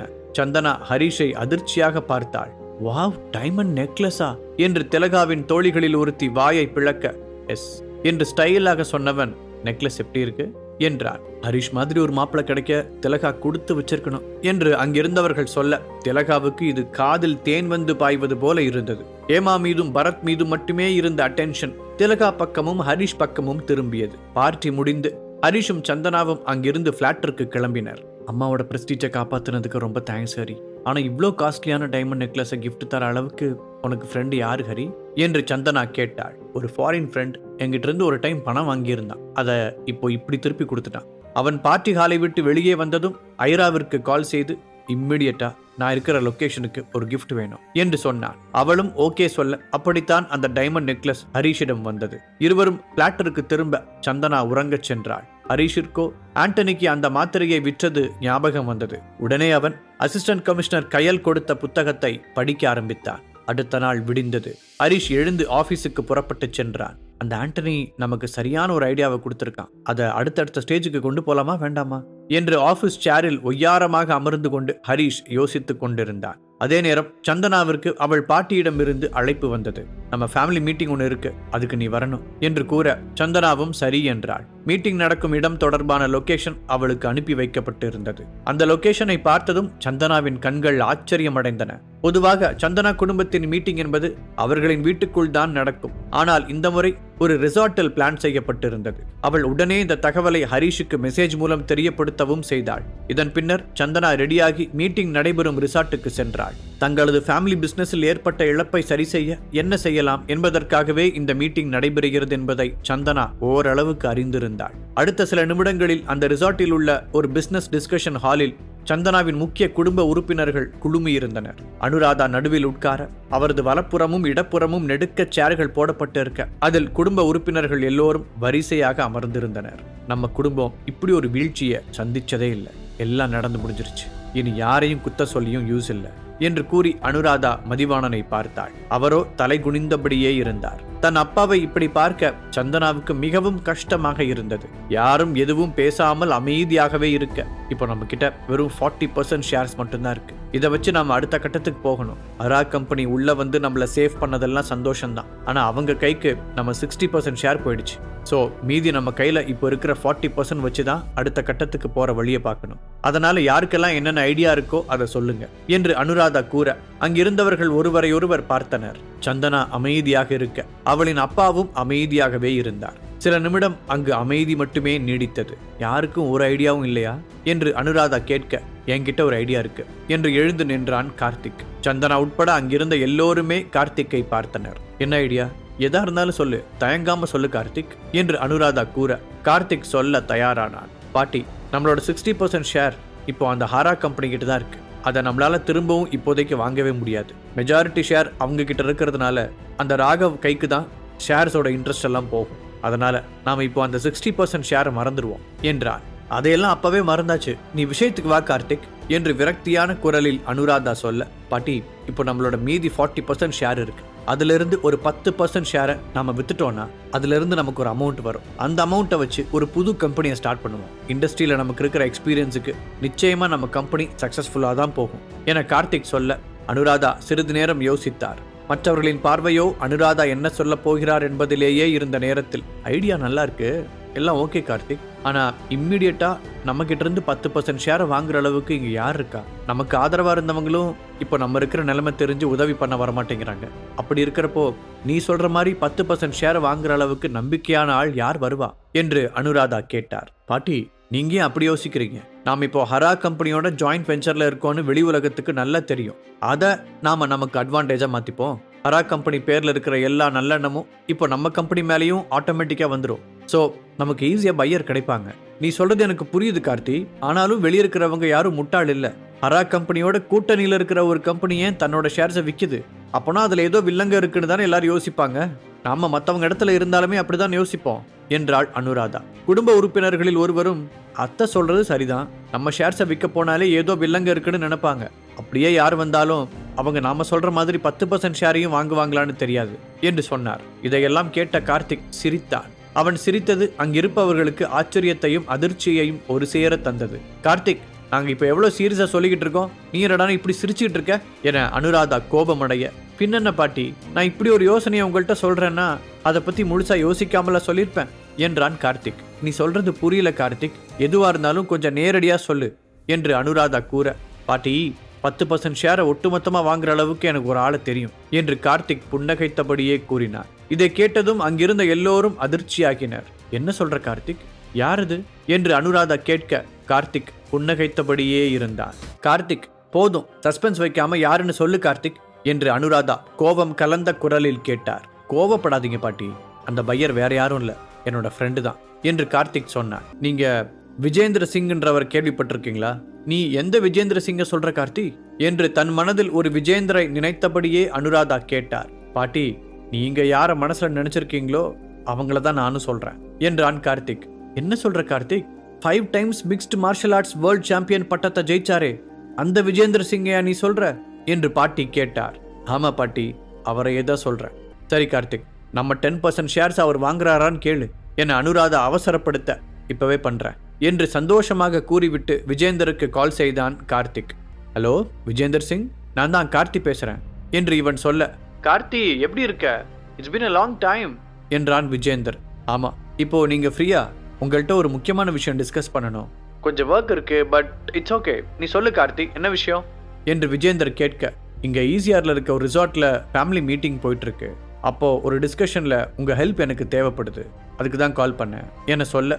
நான் ஈசிஆருக்கு நியர்பைல தான் இருக்கேன், பேசாம லொகேஷன் சென்ட் பண்ணி விடு, நான் நேர்லயே வந்துடுறேன் என்றான் விஜேந்தர். அடுத்த 10 நிமிடத்தில் விஜேந்தர் ரிசார்ட்டுக்கு வந்தான். அவனை ரிசார்ட்டின் வாசலுக்கு சென்று அழைத்து வந்தான் கார்த்திக். பார்த்தவுடனே ஃபைட்டர் என்று சொல்வதற்கான அத்தனை கூறுகளையும் அவன் கொண்டிருந்தான். அவன் நடை, கட்டுமஸ்தான உடல் எல்லாம் அதை இன்னும் நிரூபணம் செய்தன. விஜேந்தரை நேராக மீட்டிங் நடந்த ஹாலுக்கு கார்த்தி அழைத்து செல்ல, அவன் வந்ததும் ஒரு செகண்ட் அங்கிருந்தவர்கள் எல்லோரும் எழுந்து நின்றனர். சந்தனாவோ ஏதோ ஒரு நினைவில் அப்படியே அமர்ந்திருந்தாள். அவள் இவன் வந்ததை கூட கவனிக்கவில்லை.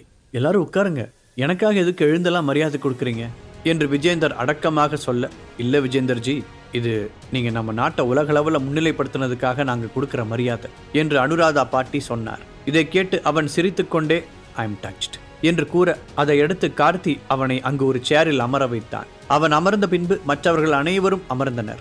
கார்த்தி அமராமல் விஜேந்தர் அருகில் நின்று கொண்டிருந்தான். விஜேந்தர் அனைவரையும் பார்க்க அவன் கண் சந்தனா மீதும் விழுந்தது.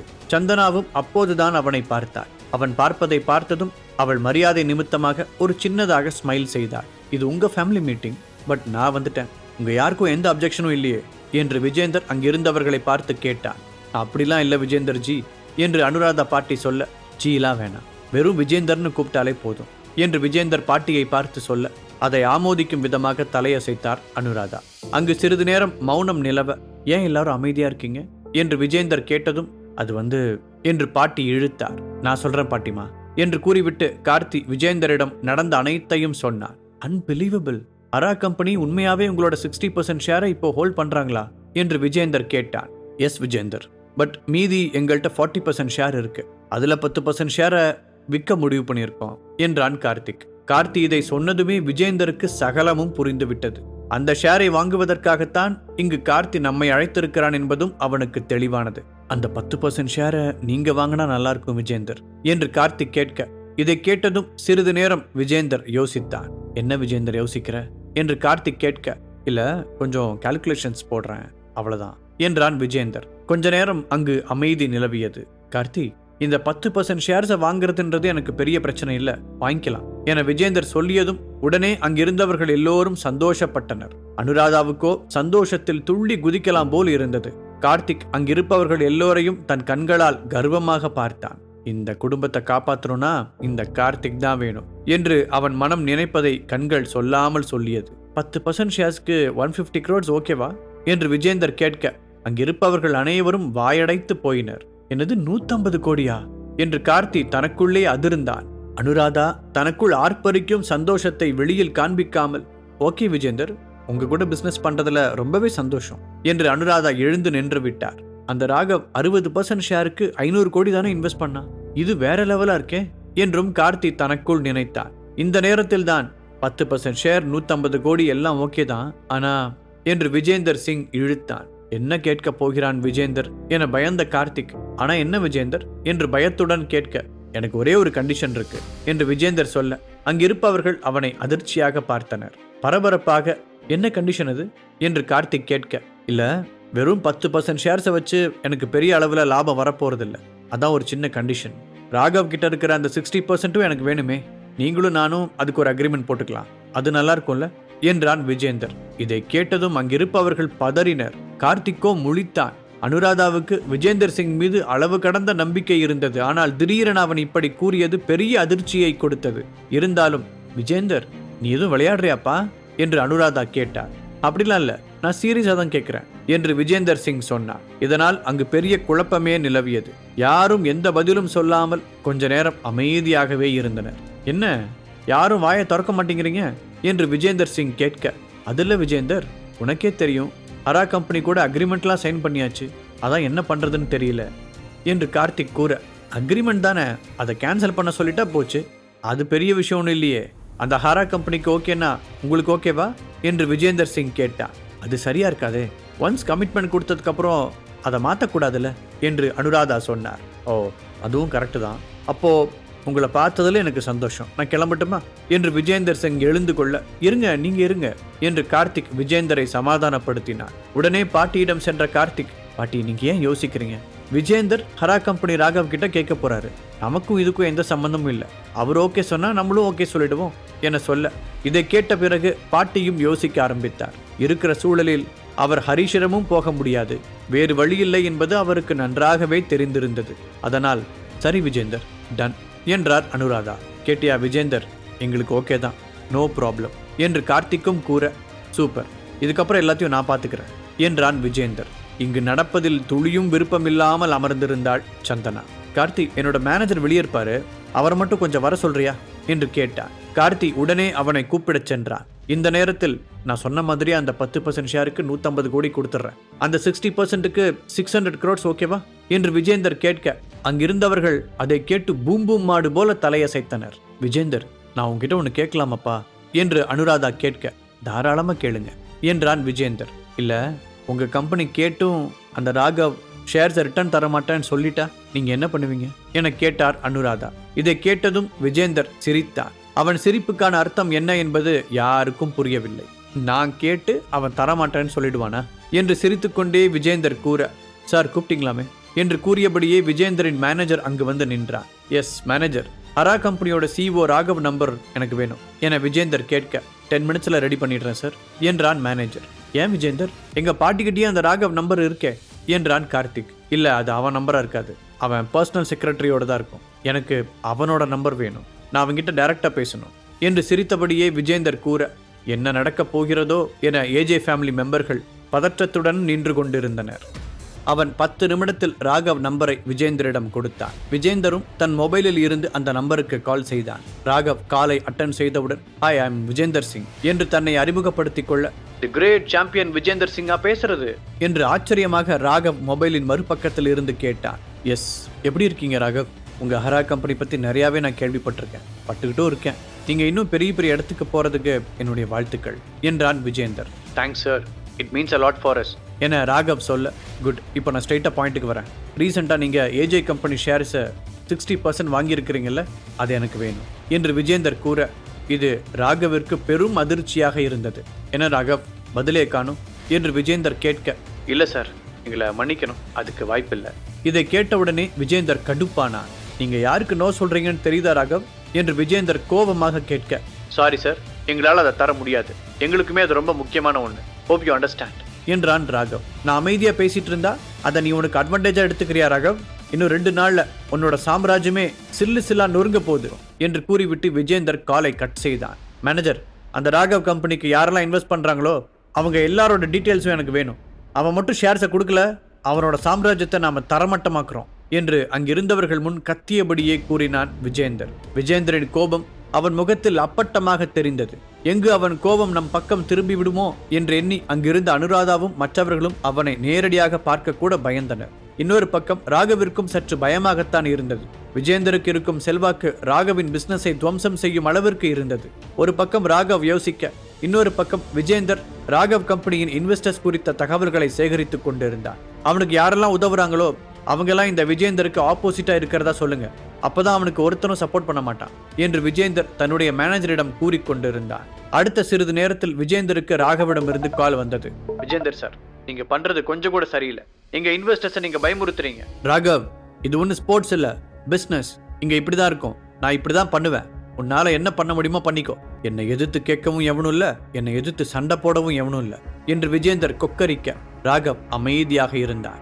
என்ன ராகவ், பேச்சே காணும், வேணும்னா நான் உனக்கு ஒரு ஆஃபர் தரேன், நீ உனக்கு தெரிஞ்ச யாரை வேணா அனுப்பு, வர்றவன் என் கூட சண்டை போட்டுட்டோம், அப்படி எவனாவது சண்டை போட்டு என்னை ஜெயிச்சிட்டான்னா நான் அவனை டிஸ்டர்ப் பண்ண மாட்டேன் ஆனால் வர்றவன் தோத்துட்டா ஏஜே கம்பெனியோட அந்த 60% ஷேர் எனக்கு வந்துடணும் என ஆஃபர் செய்தான் விஜேந்தர்.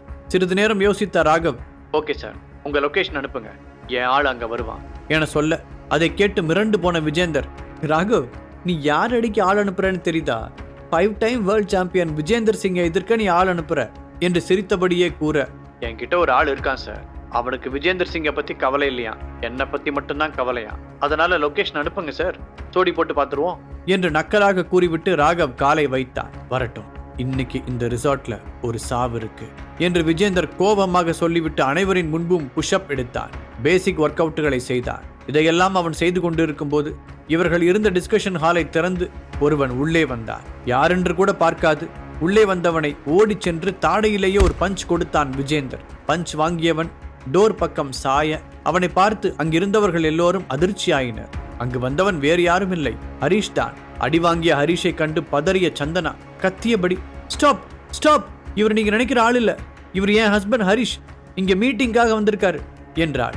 இதை கொஞ்சம் முன்னாடியே சொல்லியிருக்க கூடாதா என்று விஜேந்தர் முழிக்க, சந்தனாவோ விஜேந்தரை முறைத்து பார்த்தாள். ஹரிஷ் கிட்ட இப்ப நீங்க சாரி கேளுங்க, யார் என்னன்னு தெரியாம நீங்க ஹரிஷ் அடிச்சது தப்பு என்றாள் சந்தனா. என்னது, நான் இவன்ட்ட சாரி கேட்கணுமா? அதுக்கெல்லாம் வாய்ப்பே இல்லை மிஸ்டர், என் ஒய்ஃப் பிரியப்பட்டுட்டா, ஒரு சாரி தானே கேட்டுருங்க என்று ஹரிஷ் விஜேந்தரை பார்த்து கூறினான். ஹலோ, இங்க நான் உங்களுக்கு ஹெல்ப் பண்ண வந்திருக்கேன், ஆக்சுவலா நீங்க இப்போ வாலாட்டணுமே தவிர குறைக்க கூடாது என்று விஜேந்தர் சொல்ல, இந்த நேரத்தில் தான் நீ என்கிட்ட சாரி கேட்க வேண்டாம், ஆனா இப்போ நீ பேசின பேச்சுக்கு என் ஒய்ஃப் கிட்ட நீ சாரி கேட்டுதான் ஆகணும் என்று ஹரிஷ் விஜேந்தரை பார்த்து முறைத்தபடியே சொன்னான். அடுத்து நான் கொஞ்சம் பெரிய ஃபைட் பண்ண வேண்டியிருக்கு, அதுக்கு முன்னாடி உன்னை வச்சு ஒரு பிராக்டிஸ் பண்ணிட வேண்டியதுதான் என்றான் விஜேந்தர். அவன் சொன்ன விதத்திலேயே அவன் சண்டை போட தயாராகிவிட்டான் என்பது அனைவருக்கும் புரிந்தது. ஹரிஷ், சாரிலாம் வேண்டாம், எதுவும் வேண்டாம், அவருக்கு மேனர்ஸே இல்லை, வா நம்ம போவோம் என்று சந்தனா அவனை அழைத்து செல்ல முயல, பேபி நீ அப்படி போய் உட்காரு, நான் பார்த்துக்கிறேன் என்றான் ஹரிஷ். உடனே ஹரிஷின் கையை முறுக்கி அவனின் வயிற்றில் எட்டி உதைத்தான் விஜேந்தர்.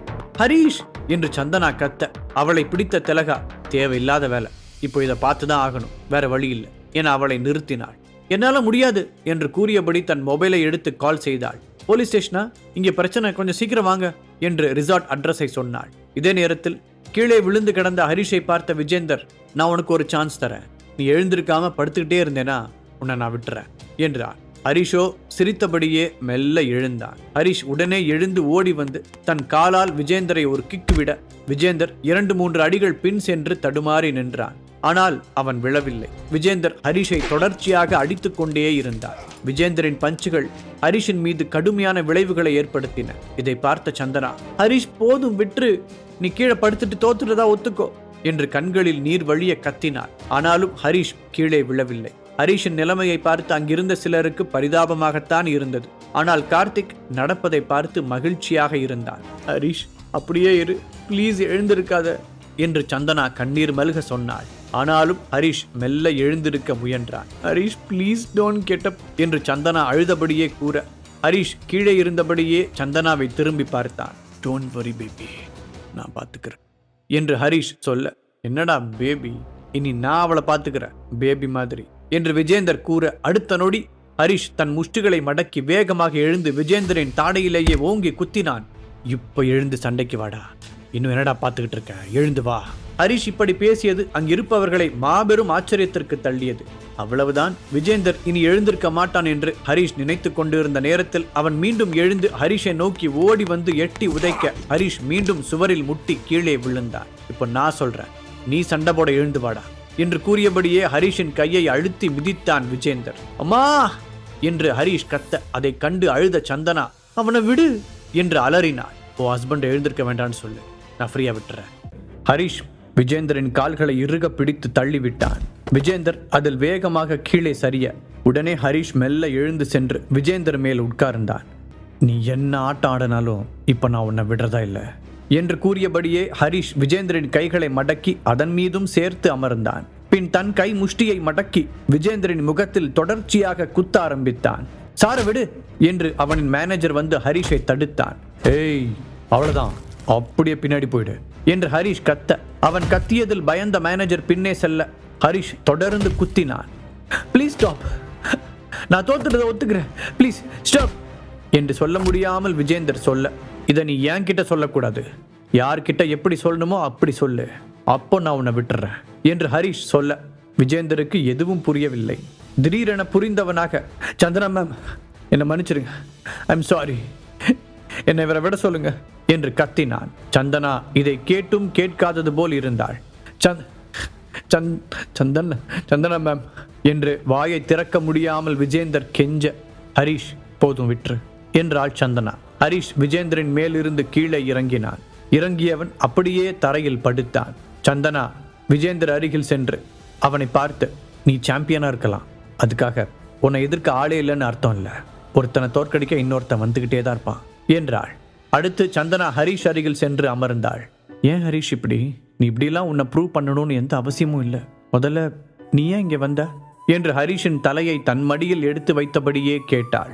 நம்ம கால் பேசும்போது 2 ரீசன்னு சொன்னல, அதில் ஒன்று தான் சொன்னேன், இன்னொன்று என்ன என்று கேட்டான் ஹரிஷ். இதை அவன் கேட்டவுடன் சிறிது நேரத்திற்கு முன் ஹரிஷுடன் போனில் பேசியதெல்லாம் சந்தனாவுக்கு ஞாபகம் வந்தது. இதை கேட்கவா நீ இப்போ இங்கே வந்த? ஏன் இப்படி இருக்க ஹரிஷ் என்று கேட்ட சந்தனாவின் கண்ணீர் துளி ஹரிஷின் முகத்தில் விழுந்தது. அவனோ, டெல் மீ, செகண்ட் ரீசன் என்ன என்று கேட்டான். ஐ லவ் யூ ஹரிஷ், அதுதான் செகண்ட் ஒன் என்று சந்தனா சொல்ல, அதை கேட்டு சிரிக்க முடியாமல் மூச்சு வாங்கியபடி சிரித்த Harish, I love you more என்றான். விஜேந்தர் படுத்தபடியே இருக்க அவனது மேனேஜர் ஆம்புலன்ஸுக்கு கால் செய்தான். இதையெல்லாம் கவனித்த கார்த்திக்கோ, இருந்த ஒரு வாய்ப்பும் போச்சு, இப்போ நம்ம அடுத்து என்ன பண்ண போறோமோ என்று விரக்தியாக கூற, அனுராதாவின் மனநிலை என்னவாக இருக்கிறது என்பது இப்போது அவருக்கே தெரியவில்லை. ஆச்சரியமாக திலகாவோ ஹரிஷ் வெற்றி அடைந்ததை எண்ணி உள்ளுக்குள் சந்தோஷப்பட்டாள். விஜேந்தர் ஹரிஷை பார்த்து, உண்மையாவே யார் நீ என கேட்க, என் ஹஸ்பண்ட் என்று சந்தனா முந்திக் கொண்டு பதில் சொன்னாள். அப்போது சைரன் சவுண்டு கேட்க அனைவரின் பார்வையும் அந்த ஹாலின் கதவை நோக்கி இருக்க 2 கான்ஸ்டபிள்கள் வந்தனர். அவர்கள் ஹரிஷையும் விஜேந்தரையும் பார்த்து அதிர்ச்சியாகினர். இங்க என்ன நடக்குது? இப்படி காட்டு மிராண்டித்தனமா அடிச்சுக்கிட்டு இருக்கீங்க என்று ஒரு கான்ஸ்டபிள் கேட்க, சார் அதோ அவர் மேலதான் தப்பு என்று சந்தனா விஜேந்தரை கை காட்டினாள். நீதான் எல்லாத்துக்கும் காரணமா என்று அந்த கான்ஸ்டபிள் முறைத்தபடியே விஜேந்தரை பார்த்து கேட்க, சார் நான் உங்கள்கிட்ட கொஞ்சம் பேசலாமா என்று விஜேந்தரின் மேனேஜர் முன்வந்து நின்றான். கான்ஸ்டபிளும் சரி என்று தலையாட்ட இருவரும் அந்த ஹாலை விட்டு வெளியில் சென்று பேசினர். ஹரிஷோ, பேபி நம்ம சைட்ல இருந்து கம்ப்ளைண்ட் கொடுக்க வேண்டாமே என்று சந்தனாவிடம் சொன்னான். புரியுது, கம்ப்ளைண்ட் கொடுத்தா உன் மேலேயும் கேஸ் ஃபைல் பண்ணுவாங்கல்ல என்று சந்தனா கேட்டாள். ஹரிஷ் எந்த பதிலும் சொல்லாமல் அமைதியாக இருந்தான். சரி, ஓகே, நாம் எதுவும் பண்ண வேண்டாம், ஆனால் இப்போ நம்ம ஹாஸ்பிட்டல் போயே ஆகணும் என்று சந்தனா கூற ஹரிஷ் தலையசைத்தான். சந்தனா ஆம்புலன்ஸுக்கு கால் செய்தாள். இவள் கால் செய்த நேரம் விஜேந்திரன் மேனேஜர் கால் செய்த ஆம்புலன்ஸ் வந்தது. ஒருத்தர் மேல ஒருத்தர் கம்ப்ளைண்ட் கொடுக்கிற வரைக்கும் எங்களால் இந்த கேஸை எடுக்க முடியாது, யாரும் கம்ப்ளைண்ட் கொடுக்கிற மாதிரி தெரியல, ஸோ நாங்கள் இங்கிருந்து கிளம்புறோம் என்று 2 கான்ஸ்டபிள்களும் சொல்லிவிட்டு கிளம்பினர். அங்கு ஆம்புலன்ஸ் உதவியாளர்கள் ஹாலுக்குள் ஸ்ட்ரக்சருடன் வந்து அதில் விஜேந்திரை ஏற்ற, 1 நிமிஷம் என்று கூறிய ஹரிஷ் மெல்ல எழுந்து விஜேந்தர் காதுக்கு அருகில் சென்று, நீ இன்னொரு சண்டை போடணும்னு சொன்னல, அதுக்கு வேலை இருக்காது, ராகவ் அனுப்பின ஆள் நான் தான், ஸோ ரெஸ்ட் இன் பீஸ் என்று கெத்தாக ஹரிஷ் கூற, இதை கேட்டதும் விஜேந்தர் அதிர்ந்து, எப்படி, என்ன சொல்ற என்று மிரள, அதெல்லாம் அப்படிதான், பிஸ்னஸில் தான் நீ ஒழுங்கா இல்லை, இந்த பந்தயத்திலேயாவது நீ சொன்னதை காப்பாற்றுவேன்னு நான் நம்புறேன் என்றான் ஹரிஷ். அவன் கூட உனக்கு என்ன பேச்சு என்று வெளியில் சென்று வந்த சந்தனா கத்தினாள். இதையடுத்து ஹரிஷ் அமைதியாக, சும்மா பேபி என்று பதில் சொல்ல, ஆம்புலன்ஸ் வர டைம் ஆகும், நான் உன்னை கார்லேயே கூட்டிட்டு போறேன் வா என்றாள் சந்தனா. ஹரிஷும் அவளுடன் சென்றான். விஜேந்தர் ஒரு பக்கம் ஆம்புலன்ஸில் செல்ல ஹரிஷையும் ஹாஸ்பிட்டல் கூட்டிச் சென்றாள் சந்தனா. டாக்டர் ஹரிஷை பார்த்து, என்ன யங் மேன், ஃபைட்டா என்று கேட்டார். ஆமாம் என்று ஹரிஷ் தலையாட்ட, ரீசன் என்னன்னு தெரிஞ்சுக்கலாமா என்று கேட்டார் டாக்டர். லவ் தான் டாக்டர், என் மேல இருந்த லவ் தான் என்று சந்தனா பதில் சொன்னாள். Good reason for a fight என்று புன்னகைத்தபடியே கூறிய doctor, Santhana, Harish is all right, காயங்கள் சரியாகிறதுக்கு மட்டும் 2 3 நாள் ஆகும். ஓகே டாக்டர், நான் இவரை வீட்டுக்கு கூட்டிட்டு போலாமா என்று சந்தனா கேட்க, ஓஎஸ் என்றார் டாக்டர். 2 நாட்கள் ஓடியது. ஹரிஷ் காயத்திலிருந்து குணமாகி இருந்தான். நான் ஆஃபீஸ் கிளம்புறேன் என்று ஹரிஷ் சொல்ல, இன்னும் கொஞ்ச நாள் ரெஸ்ட் எடுக்கலாமே ஹரிஷ் என்றாள். ஐம் ஓகே பேபி, ஸோ நான் ஆஃபீஸ் போகிறேன் என்று ஹரிஷ் சொல்ல, சரி ஒர்க் இருக்கும், எனக்கு புரியுது, சரி பார்த்து போயிட்டு வா. ஹரிஷ் கேப் புக் செய்து ஆஃபீஸிற்கு சென்று கொண்டிருந்த வழியில் கார் திடீரென பஞ்சர் ஆனது. ஹரிஷ் காரை விட்டு கீழே இறங்கி நின்று கொண்டிருந்தான். ஹரிஷ் இங்க என்ன பண்ற என்று ஒரு குரல் கேட்டது. ஹரிஷ் திரும்பி பார்த்தான். ஹாய் கயல், கார் பஞ்சர் அதான் என்று சொல்ல, ஓகே கார்ல ஏறு, நான் உன்னை ட்ராப் பண்றேன். 2 நாளைக்கு முன்ன ரிசார்ட்ல நடந்த சம்பவம் என் காதுக்கு வந்தது. அங்கிருந்தது நீதான்னு எனக்கு தெரியும். இப்போ என்ன ஸ்டேஷன் கூட்டிட்டு போறியா கயல் என்று கேட்டான். அவள் எந்த பதிலும் சொல்லாமல் சிட்டிக்கு வெளியே காரை ஓட்டிக்கொண்டு சென்றாள். அந்த விஜேந்திரன் நீ பீட் பண்றதுக்கு அந்த மாத்திரை தானே காரணமா இருந்தது என்று கயல்விழி கேட்டாள். இதை கேட்டவுடனே ஹரிஷின் முகத்தில் சிறிய மாற்றம் நேர்ந்தது. இல்லையே, அதனால தான் பீட் பண்ணான்னு எனக்கு தோணல கயல் என்றான். நான் உங்ககிட்ட ஒன்று கேட்கணும் ஹரிஷ் என்று கயல்விழி சொல்லி காரை சடன் பிரேக் அடித்து நிறுத்தினாள். ஆக்சுவலி இப்போ நான் அந்த மாத்திரையை கேட்கறது எனக்காக இல்லை, என் ஃப்ரெண்டு ஒருத்தருக்காக என்றாள் கயல்விழி. யார் அந்த ஃப்ரெண்ட் என்று ஹரிஷ் ஆச்சரியப்பட, நீ மாத்திரையை தரேன்னு சொல்லு, அதுக்கப்புறம் நான் யாருன்னு சொல்கிறேன் என்றாள் கயல்விழி. ஓகே, ஆனால் ஒரு கண்டிஷன், உன் ஃப்ரெண்டை பார்த்து நான் நேரில் தான் கொடுப்பேன் என்று ஹரிஷ் கூற, தட்ஸ் நாட் அ ப்ராப்ளம் என்று கூறி காரை சிட்டிக்குள் திருப்பினாள் கயல். இவளோட ஃப்ரெண்டு யாரா இருக்கும் என்று யோசித்தபடியே பயணித்தான் ஹரிஷ். கயல்விழி ஒரு ஹோட்டல் முன் காரை நிறுத்தினாள். அது தீபக்கின் ஹோட்டல் தான். இந்த ஹோட்டல்லே அவன் ஃப்ரெண்டு இருக்காரு என்று ஹரிஷ் ஆச்சரியமாக கேட்க, ஆமா வா போலாம் என்ற கயல்விழி அவனை உள்ளே அழைத்து சென்றாள். அப்போது அங்கே சற்று தூரத்தில் கோட் சூட் போட்ட ஒருவன் கயல்விழியை பார்த்து கையசைத்தான். கயல்விழியும் அவனை பார்த்து கையசைத்தாள். நமக்குன்னு ஒரு ஹால் புக் பண்ணியிருக்கோம், அங்கே போலாம் என்று அவன் கயல்விழியை பார்த்து கூற, இருவரும் அவன் பின்னே போனார்கள். அந்த கோட் சூட் போட்டவன் கயல்விழியின் கைவிரலை மென்மையாக பிடித்து, இவ தான் நான் கல்யாணம் பண்ணிக்க போற பொண்ணு, my fiancée Kayalvizhi, assistant commissioner Kayalvizhi என்று அங்கிருந்தவர்களுக்கு அறிமுகப்படுத்த ஹரிஷ் கயல்விழியை ஆச்சரியமாக பார்த்தான். கயல் இப்போ எனக்காக ஒரு அபூர்வ மாத்திரையை கொண்டு வந்திருக்கா. அது மூலமா நம்ம ஃபோக்கஸ் உட்பட பல விஷயங்கள் அதிகரிக்கும். It's a special tablet Bose. இவர் தான் என்னோட ஃப்ரெண்ட் ஹரிஷ். நமக்கு மூலிகை டேப்லெட் கொடுக்க போகிறதே இவர் தான் என்று கயல் சொல்ல, ஓ அந்த ஹரிஷ் நீங்கள் தானா, wow glad to meet you என்று போஸ் கூற, அப்போது அங்கிருந்தவர்களில் ஒருவர் ஹரிஷை பார்த்து திடீரென்று, நீ அனுராதாவோட பேத்தியை கல்யாணம் பண்ணிக்கிட்டவன் தானே என்று கேட்டார். ஹரிஷ் உடனடியாக ஆம் என்று தலையாட்டினான். ஓ அனுராதா விட்டு மாப்பிள்ளையா நீ? பாவம் ஏஜே கம்பெனி இப்போ ரொம்ப அடிமட்டத்தில் இருக்குல்ல. எப்படி ஹரிஷ், திரும்ப எழுந்து வந்துடுவீங்களா இல்லை அப்படியே படுத்துருவீங்களா? சோ சேட் என்றும் அவன் சொல்ல, ஹரிஷ் அதற்கு பதில் சொல்லாமல் சின்னதாக ஒரு ஸ்மைல் கொடுக்க அது போஸுக்கு கடுப்பை தந்தது. அதிர்ச்சி அடைந்த கயல், நிறுத்துங்க போஸ், ஹரிஷ் எங்க நான் கூட்டிட்டு வந்திருக்கேன், அவரை நீங்க இப்படி அசிங்கப்படுத்துறதை என்னால் பொறுத்துக்க முடியாது என சொல்ல, கயல் அந்த ஏஜே ஃபேமிலியே இப்போ பேங்க்ரப்ட் ஆக போகுது. ஸோ இவனால எந்த யூஸும் இல்லை. அவங்க ஃபேமிலியை தூக்கி நிறுத்த ஏதோ நாடகம் போடுறான். கண்டிப்பா அவங்ககிட்ட இருக்கிறது ஃபேக் டேப்லெட்டாக தான் இருக்கும் என்றான் போஸ். இந்த சூழ்நிலையை எப்படி சமாளிப்பது என யோசித்த கயல் டக்கென ஹரிஷிடம் திரும்பி, ஹரிஷ் எனக்காக அந்த டேப்லெட்டை கொடு. போஸ் இதுதான் ஹரிஷோட டேப்லெட், இதை இப்பவே ட்ரை பண்ணு என்று கயல்விழி அந்த டேப்லெட்டை எடுத்து காட்ட, போஸுக்கு ஹரிஷின் மாத்திரையின் மீது துளியும் நம்பிக்கை இல்லை. ஆனாலும் மீண்டும் கயல்விழியை கோபப்படுத்த வேண்டாம் என்று நினைத்தவன் அவள் கையில் இருந்த மாத்திரையை எடுத்து சாப்பிட்டான். ஹரிஷ் இந்த மாதிரி ஹோட்டலெல்லாம் உன்னால் சாப்பிடவே முடியாதுன்னு எனக்கு தெரியும், என் பேரையும் கயல் பேரையும் சொல்லி இன்னைக்கு நல்லா சாப்பிட்டுக்கோ என்று கத்தி மீண்டும் ஹரிஷை போஸ் கேவலப்படுத்த அதிர்ந்து போன கயல், ஷட் அப் போஸ் என்றாள். நான் உண்மைதானே சொன்ன கயல், நீ ஏன் டென்ஷன் ஆகிற என்று போஸ் கேட்க, உடனே கதவை திறந்து கொண்டு நீரஜ் அங்கு வந்தான். அவன் பார்வை நேராக போஸ் மீது விழுந்தது. இங்க யார் சத்தம் போட்டுக்கிட்டு இருக்கிறது? கிளாஸ்லாம் உடைஞ்சிருக்கு, நீங்க கத்துற சத்தம் இந்த ஹாலை விட்டு வெளியே வரைக்கும் கேட்குது, மற்றவங்களுக்கு அது டிஸ்டர்ப் ஆகுது.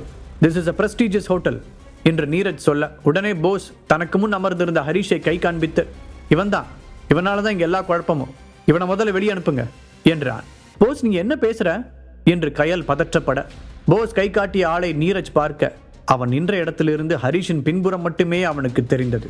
அவனுக்கு அது ஹரிஷ் என்று தெரியாமல் போக, ஹே மிஸ்டர், நீயா ஒழுங்கா எழுந்து வெளியே வந்துரு, இல்லைனா நாங்கள் உன்னை தூக்கி வெளியே போட வேண்டி வரும் என்று நீரஜ் கூற, அதை கேட்டு ஆனந்தம் அடைந்த போஸ், இப்போ சொன்னீங்களே இதுதான் சரி, ரொம்ப திமிராவை பேசுற, இப்போ உனக்கு இங்க இருக்கிற காட்ஸ் பாடம் கத்து தருவாங்க என சொல்ல, ஹரிஷ் புன்னகைத்தபடியே அமைதியாக உட்கார்ந்து கொண்டிருந்தான். ஏ மிஸ்டர் உன்னதான் என்று நீரஜ் மீண்டும் சொல்ல, ஹரிஷ் ஸ்டைலாக அவனை திரும்பி பார்த்தான். ஹரிஷை பார்த்ததும் நீரஜ் அதிர்ச்சி அடைந்து அடுத்த நொடி ஹரிஷிடம் ஓடி வந்து நின்றான். இவன்தான், இவனை பிடிச்சு வெளியே தள்ளுங்க, உங்க காட்ஸை கூப்பிடுங்க என்று போஸ் சொல்ல, காட்ஸ் என்று நீரஜ் கூப்பிட்டான். ஒரு நிமிடத்தில் காட்ஸ் அவனை சூழ்ந்து நிற்க, டேக் ஹிம் அவே என்று போஸை காண்பித்து நீரஜ் சொல்ல, காட்ஸ் போஸை பிடித்தனர். இது அங்கிருந்த அனைவருக்குமே அதிர்ச்சியை கொடுத்தது. என்ன ஏன் பிடிக்கிறீங்க, பிரச்சனை பண்ணது அவனை பிடிங்க என்று போஸ் கத்த, அவனுக்கு எந்த பதிலுமே தரப்படவில்லை.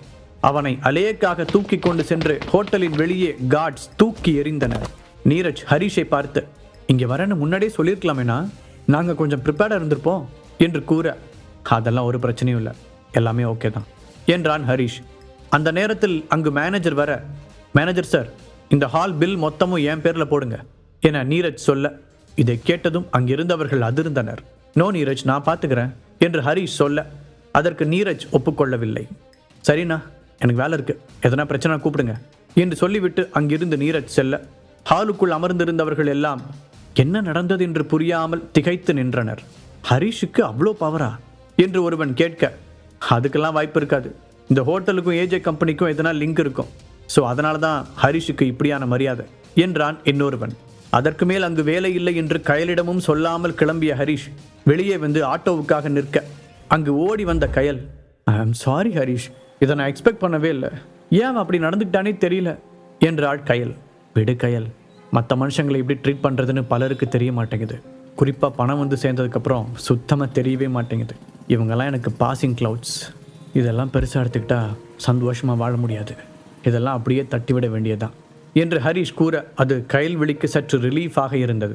சரி வெயிட் பண்ணு ஹரிஷ், நான் கார் எடுத்துகிட்டு வந்துடுறேன், நான் உன்னை ட்ராப் பண்ணிடுறேன் என்று கயல்விழி கூற, இல்லை வேண்டாம், ஆட்டோ எதுனா வரும், நான் அப்படியே பிடிச்சி போய்க்கிறேன், நீ உன் வேலையை கண்டினியூ பண்ணு என்று ஹரிஷ் சொல்லி கொண்டிருக்கும் போதே அங்கு மீண்டும் போஸ் வந்தான். இங்கே என்ன நடக்குது கயல் என்று போஸ் கேட்க, நான் ஹரிஷை ட்ராப் பண்ணிட்டு வரேன் என்றாள் கயல்.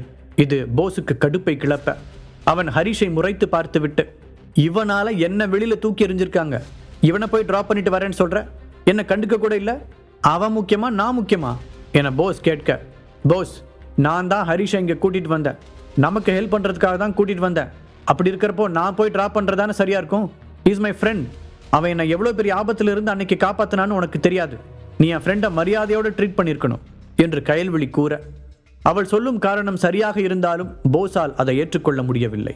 அவனுக்கு கேப் புக் பண்ணி கொடுத்துடலாம், அவன் போய்ப்பான், நாம வா உள்ள போலாம், நமக்காக உள்ள ஃப்ரெண்ட்ஸ் வெயிட் பண்றாங்க என்று போஸ் கூற, அந்த நேரத்தில் கருப்பு நிற விண்டோ கொண்ட நீண்ட கார் ஒன்று அவர்கள் முன் வந்து நின்றது. மூவருமே காரை பார்த்து கொண்டிருக்க காரின் கதவு திறக்கப்பட்டது. உடனே காருக்குள் இருந்தவன் மூவர் மீதும் ஸ்ப்ரேவை அடிக்க, சில வினாடிகளிலேயே 3 பேரும் மயங்கி விழுந்தனர். அந்த கார் மூவரையும் ஏற்றிக்கொண்டு அங்கிருந்து புறப்பட்டது. சில மணி நேரத்திற்கு பின் மூவரும் ஒருவரை தொடர்ந்து ஒருவர் மெல்ல கண் விழித்தனர். அவர்கள் முன் நிழல் போல் இருவர் நிற்பது தெரிய, ஏய் யாரா நீங்க, என்னை இங்கேண்டா கூட்டிட்டு வந்திருக்கீங்க என்று போஸ் கத்தினார். ஆனால் அவர்களிடமிருந்து எந்த பதிலும் வரவில்லை. ஏதோ பிரச்சனையில் மாட்டிக்கொண்டோம் என்பது மட்டும் கயல்விழிக்கும் ஹரிஷுக்கும் தெளிவாக புரிந்தது. ஆனால் அது என்ன பிரச்சனை என்பது இருவருக்குமே புரியவில்லை. அந்த இருவரையும் அடித்து விடலாமா என்று ஹரிஷ் யோசிக்க, ஆனால் அவன் மீது அடித்த மயக்க மருந்தின் வீரியம் இன்னும் துளியும் குறையாமலேயே இருந்தது. அங்கு நின்ற 2 பேரையும் பார்த்து முறைத்த கயல்விழி, யாரா நீங்க என கேட்க, என்ன கயல்விழி மேடம் இப்படி கேட்டுட்டீங்க, எல்லாம் உங்களுக்கு வேண்டப்பட்டவங்க தான், 2 பக்கமும் 2 ஹேண்ட்ஸமான கைஸ், ஜாலி தான் போலையே என்று சொல்ல, டேய் நான் அசிஸ்டன்ட் கமிஷனரா என்று கயல்விழி சொல்ல, நீங்க யார் என்னன்னு தெரிஞ்சுதான் உங்களை கூட்டிட்டு வர சொல்லியிருக்கேன் மேடம் என்று அங்கு புதிதாய் ஒரு குரல் வர 3 பேரும் குரல் வந்த திசையை நோக்கி பார்த்தனர். 6 அடிக்கும் குறைவில்லாத உயரத்தில் ஒருவன் அந்த அறைக்குள் வந்தான். நான் யாருன்னு தெரிஞ்சுமா என்னை கடத்திட்டு வர சொன்ன? கயல்விழி அதிர்ச்சியுடன் கேட்டாள். ஆமா ACP madam, Simon Matthew, devil கேங்கை சேர்ந்தவன் நீதான் அது என்று அவள் கேட்க, எஸ் நானே தான் ஏசிபி மேடம், 2 பேருமே நல்லா தான் இருக்கானுங்க, இதுல எது உங்க ஆளு என்று கேலியாக கேட்டான். முட்டாள்தனமா பேசாத, அவனுக்கும் எங்களுக்கும் எந்த சம்பந்தமும் இல்லை, நான் தான் அவளை கட்டிக்க போற மாப்பிள போஸ் வேகமாக சொன்னான். கையாலையும் என்னையும் விடுறேன்னு சொன்னா அடுத்த நிமிஷமே உங்களுக்கு நான் ரெடி கேஷா 5 லட்ச ரூபா தரேன் போஸ் கெத்தாக பதில் சொன்னான். அதை கேட்டு அந்த கட்டிடமே அதிரும்படி சிரித்த சைமன், உங்க 2 பேர் உயிரோட விலை வெறும் 5 லட்ச ரூபா தானா என்றான். அதுவும் இல்லாம நான் உனக்கு தான் ரேட் கேட்டேன், நீ ஏசிபி மேடத்தை விடுறேன்னு சொல்லவே இல்லையே. ஓ, நாங்க காசுக்காக தான் உங்களை கடத்திட்டு வந்து வச்சிருக்கோம்னு நினைச்சியா? அட முட்டா பயிலே, உன் உயிரோட மதிப்பு வேணா வெறும் 5 லட்ச ரூபாயா இருக்கலாம், ஆனா ஏசிபியோட வேல்யூ என்னன்னு தெரியுமாடா உனக்கு? அவங்களையும் உன்னோட பிச்சை காசு 5 லட்ச ரூபாயில கூட்டு சேர்க்கிற என்று கோபமாக கேட்ட சைமன் கயல்விழியின் பக்கம் திரும்பினான். ஏசிபி மேடம், உங்களோட லெவலுக்கு இவன் தேவையான நல்லா யோசிச்சுக்கோங்க, உங்களோட வேல்யூ என்னன்னு கூட தெரியாம உளறிக்கிட்டு இருக்கான், இவனையா கல்யாணம் பண்ணிக்க போறீங்க என்று கேட்டான். கயல்விழி எதுவும் பேசாமல் முகத்தை திருப்பிக் கொண்டாள். பர்றா, வருங்கால புருஷனை பத்தி சொன்னதும் ஏசிபி மேடத்துக்கு வர கோபத்தை. சரி, உன் கதை என்ன? உன்னோட உயிருக்கு வேலையா நீ எவ்வளவு தருவ? சைமனின் கவனம் இப்போது ஹரிஷின் பக்கம் திரும்பியது. அதை கேட்ட ஹரிஷின் கைமுஷ்டி இறுகியது. திடீரென்று சைமன் இப்படி கேட்பான் என்று அவன் எதிர்பார்க்கவில்லை. என்ன பதில் சொல்வதென்று அவன் யோசிக்க போஸ் முந்திக் கொண்டான். அவனே ஒரு வேலை வெட்டி இல்லாதவன், அவன்கிட்ட எந்த பணம் இருக்கு? போஸ் நக்கலாக பதில் சொன்னான். அப்புறம் அவன் என் ஃப்ரெண்டெல்லாம் இல்லை. உங்களுக்கு நான் தரேன்னு சொன்ன 5 லட்ச ரூபா பத்தலைன்னா இன்னொரு 5 லட்சம் சேர்த்து தரேன். என்ன மட்டுமாவது விட்டுருங்க. போஸ் சொல்ல கயல்விழி அவனை பார்த்த பார்வையில் மிதமிஞ்சிய வெறுப்பு தெரிந்தது. ஹரிஷ் சைமனை பார்த்தான். இவனை பார்த்தா நம்மளை அவ்வளோ ஈஸியாக விடுறாள் மாதிரி தெரியல. சும்மா வம்பிழுத்துட்டு இருக்கான்னு நினைக்கிறேன். இந்த போஸ் மடையன் அது தெரியாமல் உளறிக்கிட்டு இருக்கான் என்று நினைத்தவன் எதுவும் பேசாமல் மௌனமாக இருந்தான். தனது பாக்கெட்டில் கைவிட்ட ஹரிஷ் ஆண்டனியிடம் இருந்து எடுத்து வந்த மோதிரத்தை காண்பித்தான். அந்த மோதிரத்தில் ஸ்பெஷலாக ஏதோ இருப்பதாக ஹரிஷ் நினைத்தான். அதனால்தான் ஆண்டனியிடமிருந்து ஆர்வமாக கேட்டு வாங்கி வந்தான். ஆனால் இதுவரை அதில் என்ன ரகசியம் ஒளிந்திருக்கிறது என்று அவனால் கண்டுபிடிக்க முடியவில்லை. அவனுக்கு கன்ஃபார்மாக தெரிந்த ஒரே விஷயம் அது ஒரு பழங்கால பொருள் என்பது மட்டும்தான். உனக்கு இந்த மோதிரம் எங்கிருந்து கிடைச்சது? அவன் ஹரிஷிடம் மிரட்டும் தொனியில் கேட்டான். அந்த மோதிரத்தை பார்த்ததும் சைமனிடம் தெரிந்த வித்தியாசத்தை ஹரிஷ் கண்டுகொண்டான். அப்போ இந்த மோதிரத்தை பற்றி உனக்கு ஏதோ தெரியும் போல. இது உனக்கு ஒரு நல்ல சான்ஸ் ஹரி. கெத்தை மட்டும் விடாமல் மெயின்டைன் பண்ணு என்று தனக்குத்தானே அறிவுறுத்தி கொண்டவன், இந்த மோதிரம் எங்கிருந்து கிடைச்சதுன்னு நான் உங்ககிட்ட கண்டிப்பாக சொல்லியே ஆகணுமா? இப்போது ஹரிஷின் பக்கம் திரும்பிய சைமன், உனக்கு இது எங்கே கிடைச்சதுன்னு கண்டிப்பாக நீ என்கிட்ட சொல்லி தான் ஆகணும் என்று அழுத்தமாக கூற முயற்சித்தாலும் அவனுடைய குரலில் லேசான நடுக்கம் தெரிந்தது. அதை ஹரிஷ் மட்டும்தான் கண்டுபிடித்தான். முதலில் ஆண்டனியிடமிருந்து வாங்கிய உண்மையை சொல்லிவிடலாமா என்று யோசித்த ஹரிஷ் பின்பு ஏதோ நினைத்து மனதை மாற்றிக்கொண்டான். அது என்னோட தான் என்று அடித்து சொன்னான். ஹரிஷின் கண்கள் இயற்கையாகவே ஷார்ப்பாக இருக்கும். இப்போது வேண்டுமென்றே சைமனை ஆழமாக பார்த்து கொண்டே இதை சொன்னான். ஹரிஷ் சொன்னதை கேட்ட சைமனின் முகம் நொடியில் பேய் அறைந்ததைப் போல மாறியது. அவனுடைய நெற்றியில் வேர்க்கத் தொடங்க ஹரிஷின் கண்களை நேராக எதிர்கொள்ள முடியாமல் பார்வையை திருப்பிக் கொண்டான். ஆனாலும் அவனை விடாமல் உற்று பார்த்த ஹரிஷ் கண்களால் எதையோ உணர்த்த முயற்சித்தான். அதை புரிந்து கொண்ட சைமன், இவனை பக்கத்து ரூமுக்கு கூட்டிட்டு போங்க, நான் இன்னும் கொஞ்சம் விசாரிக்க வேண்டியிருக்கு என்று ஹரிஷை கை காட்டி தன் அடியாட்களிடம் உத்தரவிட்டான். ஹரிஷின் பின்னே சைமன் போவதை கவனித்த போஸ், என்ன முதல்ல விடுங்க, நான் தான் 10 லட்ச ரூபா தரேன்னு சொல்லிட்டேன்ல, என்னை வெளியே விட்டீங்கன்னா நான் உடனே அந்த பணத்தை ஏற்பாடு பண்ணி தந்துடுவேன் என்று கத்தினான். அவனுடைய வாய்ஸை கேட்டு எரிச்சல் அடைந்த சைமன், அவனை நான் கவனிங்க என்று தன் ஆட்களிடம் கண்ணை காட்டினான். ரூமுக்குள் போனதும் திரும்பி பார்த்த ஹரிஷுக்கு போஸை எல்லோரும் அடிப்பது தெரிந்தது.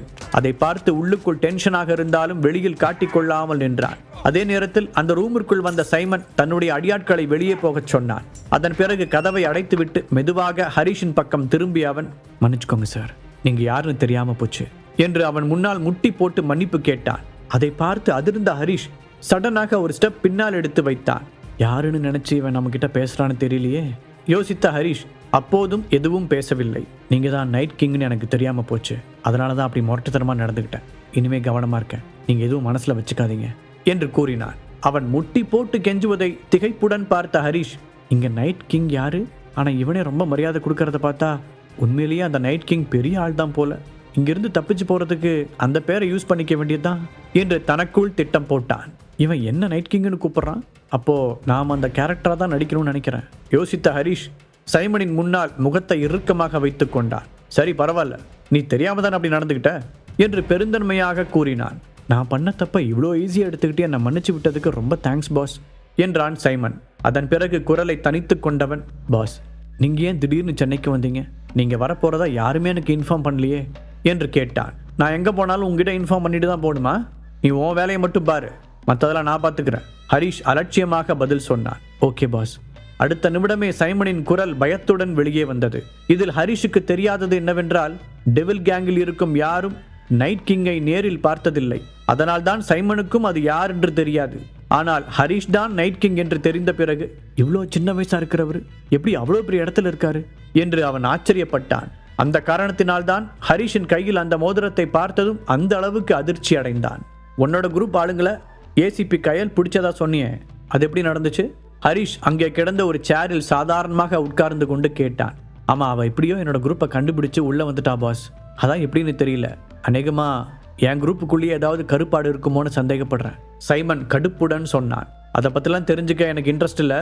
இந்த சிட்டியை நாங்க கண்ட்ரோல் எடுத்துக்காத வரைக்கும் நீ தாராளமா ஆளலாம் என்று சொன்ன ஹரிஷ் சைமனின் முன்னால் நன்றாகவே நடித்தான். எனக்கு புரியுது பாஸ் என்ற சைமன் சந்தோஷத்துடன் நன்றி சொன்னான். ஹரிஷுக்கு திடீரென்று பசி எடுத்தது.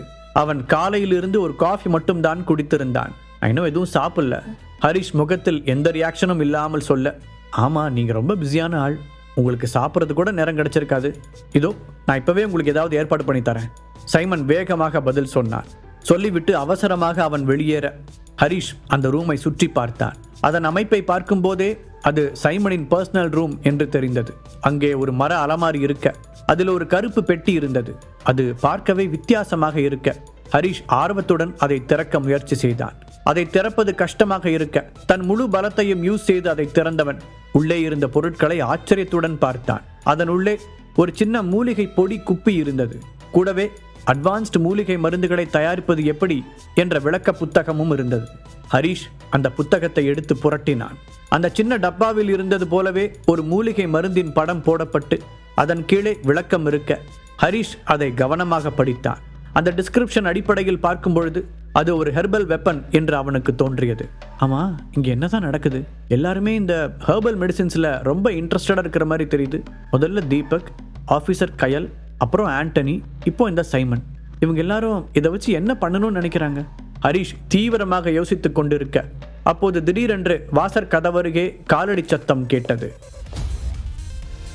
முழு கதையையும் கேட்டு மகிழ பாக்கெட் FM ஆப்பை டவுன்லோட் செய்யுங்கள். லிங்க் டிஸ்கிரிப்ஷனில் கொடுக்கப்பட்டுள்ளது.